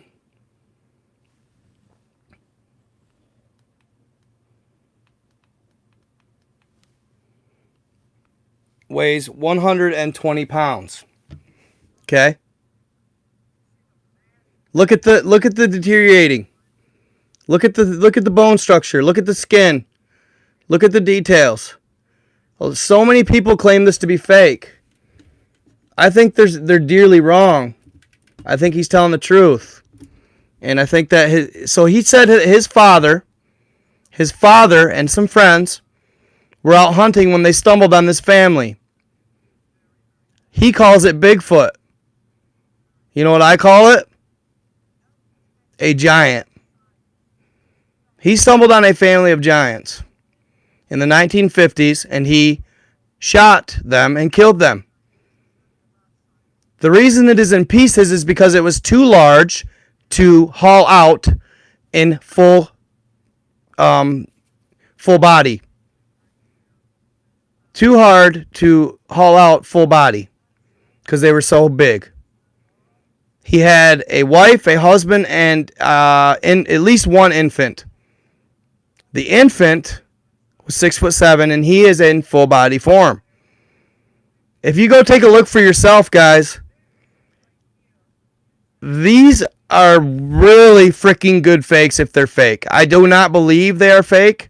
I mean, look at his teeth, look at his nose, his eyeballs, his hair. His father he said his father kept it on ice since the 50s. His father kept it on ice for 60 years. He said his mom hated it. But I believe here he has descendants of the Anunnaki and giants. Okay? Hey, cannabis is not bad, you guys. It's medicinal.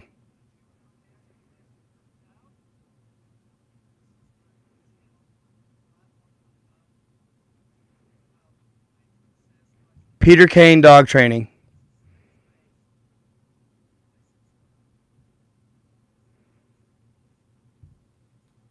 Yes, I'll call you, Lori. Awesome. Thank you. Good. I'm glad you subbed. Thank you so much. Thank you so much. And guys, my next video, like I said, is going... Yeah, check it out. Check out Peter Kane Dog Training. There's more videos on it. They're really intriguing, guys. I believe that they're authentic. I think they're real. So it's worth a look. They're very intriguing, and he gets more in depth on them. I just wanted to introduce you to him. I tried to get him to say he would actually collab with me, and we could talk about the big people. He calls them Bigfoot. I think he's mistaken. I think they're giants. And who's to say the giants couldn't have been scary or hairy? So, my next video is going to be the Vajra Chronicles on the World War III prediction. Okay? Is your name really Frank Lewis? Lucas, I mean?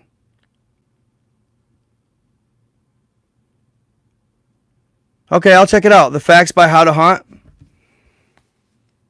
Scary and hairy. I got 333 likes. Dang, that was cool. Yeah, it does help with your digestive system. Yeah, sure. I could dig that sky limit. Yes, thank you, Marie Good. Always a pleasure, girl. You as well, Casey Young, all you guys. Yep, all Sasquatch testimonies. Cool. So you believe in Sasquatch there, Kendo? 64?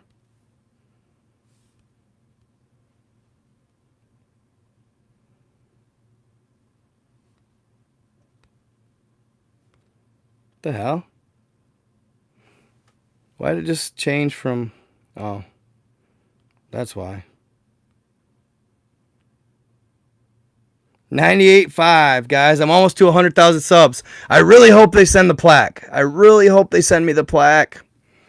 I've been hearing that they're kind of being a little lax on that, though. But I'm really hoping they send me the plaque. I'll be super stoked if they do.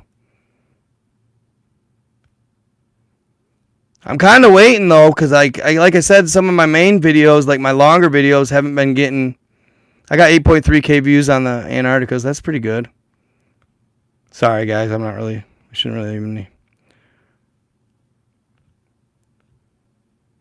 You know, it's funny. I swear to God, since I put for entertainment purposes only, and I've been putting FEPO on all my videos, now all of a sudden they're like kind of pushing me a little more. Oh yeah, Bigfoot. They're very elusive. They also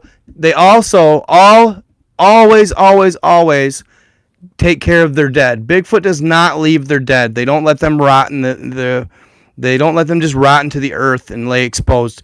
Bigfoot disposes of all their dead. They actually bury them, and I think, to be honest, I don't even think they bury them on Earth. I think they take them into Middle Earth, or into the cave systems deep within, to where their bodies cannot be disturbed. They really care. They're emotional beings. They're loving beings. They're love and light. Bigfoot has watched mankind throughout the entirety of our development, our evolution. They were here the day we were first put on Earth. Bigfoot was here. They've been watching our growth and our development and the birth of humanity since the beginning.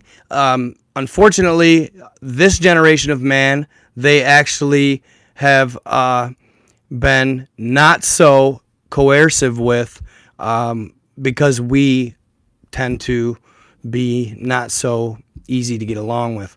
But no, there are good beings of Bigfoot, just like there are evil beings of Bigfoot. The red-eyed Bigfoots are generally the evil ones, but it is said that Bigfoot and mankind fought alongside each other in the last great Earth War, and also today they protect the entrances to the underground tunnels and inner Earth. Yes, they're interdimensional beings, and that's why they have a hard time finding or capturing good footage of Bigfoot, is because of his frequency. His frequency does not allow for it. He vibes at a higher frequency than man. We are not at his frequency. He's probably a fifth dimension being, or sixth or seventh even. Bigfoot could be of the galactic world, but they choose not to because they would rather be with family and hunt and gather. They enjoy just being. They don't want to have any drama. They don't want to fight. But they are protecting the entrances to the underground. If you run into a Bigfoot, it means you're probably close to one. If you approach Bigfoot in the proper manner, they can tell by just simply looking at you and your aura and your vibe if you're inherently evil. If you are inherently evil, Bigfoot will either attack you or drive you away from the portal or the entrance. If you're good and inherently decent, he will walk you into the portal in inner Earth. So, depends on what you run into. Yes, there have been bad Bigfoots. There have been feral Bigfoots that attack humans and consume them. If you watch my video on the Navy SEALs who were called to Western North Carolina to dispose of Bigfoots that had taken out a family of campers, and they had been on a rampage of killing for a few days. They sent in the Navy SEALs and they had to take them out. They said they moved like nothing you'd ever seen. They could hardly keep an eye on them. They were so fast in the woods. They correlated attacks in groups. There was a group of 7 of them. They were smart. They knew how to strategically fight. But nevertheless, it took the Navy SEALs 3 days. They hunkered down and they killed all of them. But yeah, they did get one of the Navy SEALs. They killed one of them. They needed 308s, AKs basically. They upgraded from the ARs for them. So yeah, just a quick story. Anyway, Bigfoot's real. And they're not all evil though, Kendo. They're not all evil.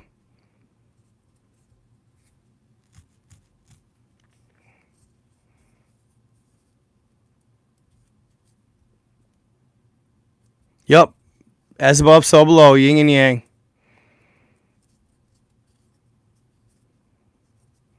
No, they're not all evil, bro.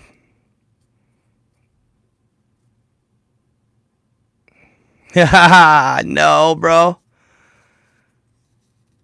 Well, they're terrorized a lot of times because they either are trying to drive you away. Okay. You just said there's too many stories of them being terrorized. If Bigfoot was evil, why would they stop there? Why wouldn't they just kill them? How many times has Bigfoot killed people? You've never heard. Because they don't. If they wanted to, they could. Trust me.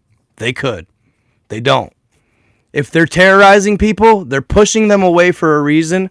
If they're trying to help them or they're trying to keep them away from their abode. That's usually about it. How many times have you ever heard of them actually in situations when they could not killing people? Often.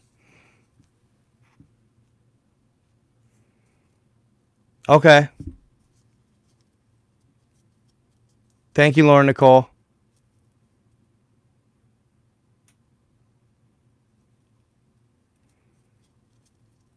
I'll check it out.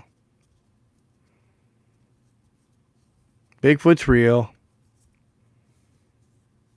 David Paulides missing 411. I'll check it out. All right, guys. The live's dying down. Everybody's taking off. Appreciate you guys. This is Nightcap with Night God. I love you all. Thank you so much.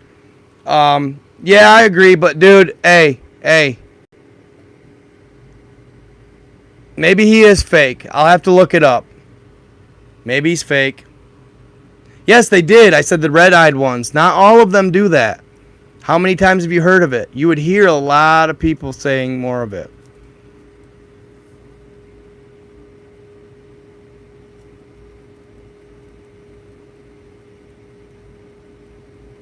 Dude, just like everything, there's yin and yang. They're not all bad, I'm telling you. Just like not all giants are bad.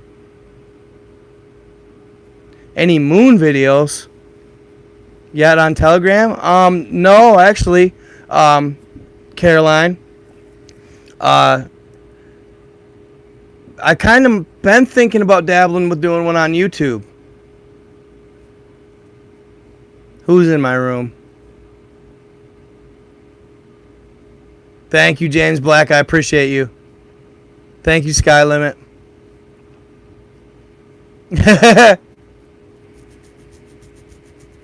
Yeah.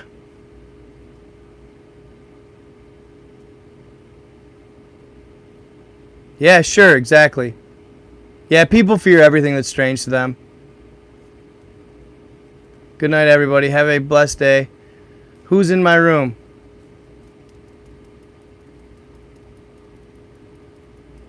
What's up, Brandon Zero? Me too, Karen. I'm glad you're here. Yeah, I know. Why did some guy say some guys in my room don't go to sleep? Yeah, I'm thinking about it, Caroline. I'm really thinking about it. Or just doing a live about it. Were you not here, Caroline, for me talking about the moon earlier? Ja. That's funny. The factory zone, right? That ja means he's from the Middle East. That's how they say laugh out loud. That's how they say ha ha ha. Ja. Sorry, it's funny. That's how you can always tell. I call her Pretty Kitty. I don't know. Were you here? Yeah, you too as well, Caroline. Good night, Misty. It was good seeing you. Good seeing you in here. Spanish. Oh, okay. Cool, bro. Cool. I like it. I'm not criticizing, bro. That shit's funny, dog. Oh, so that's why So go back, Caroline, and rewatch this live because I talked a lot about the moon. Quite a bit. Do they actually pronounce it ja, or are they like really laughing?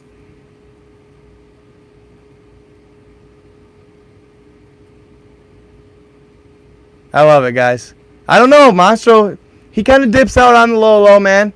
I like his discretion. Mastro keeps it trail, bro. He got a fam and stuff. He stays busy. Oh, the moving flag from the. Oh, I know the J silent. I know, Lori. I know. Sometimes, dude, but you got it's the consumer of the cannabis that makes the cannabis, whether it's good or bad. Yeah, anything in abundance too much is bad. You know what I'm saying? Oh, well. Sure.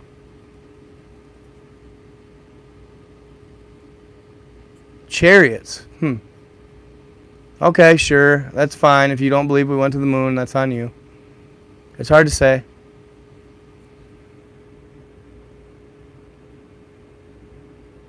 Yeah, for sure. I do Caesar Low. I don't play, bro. Got to. So, James, I'm going to do a video on the Vajra Chronicles. And that's how they pronounce it online. I was going to say, I figured it was like the J and the H. Vadra, like Spanish. But no, I Googled it on YouTubed it, and they called it Vajra with a J. So, I'm going to do the Vajra Chronicles, the prediction of World War III. And then I'm going to do a video on the Alaskan elves and gnomes. They're really cool lore on the Alaskan gnomes. Or the Alaskan little people. That'll be my next video. Next two. Roll the R. Vara. Is that good? Awesome live tonight, guys. Boom. Good shit. I hate to go, but I got to. So, it's going to be awesome. You're going to love my next content. And yeah, keep on keeping on, keep on vibing, and always tune in. I'm going to bring the smoke. So, love you guys. Stay in the light. Night God out.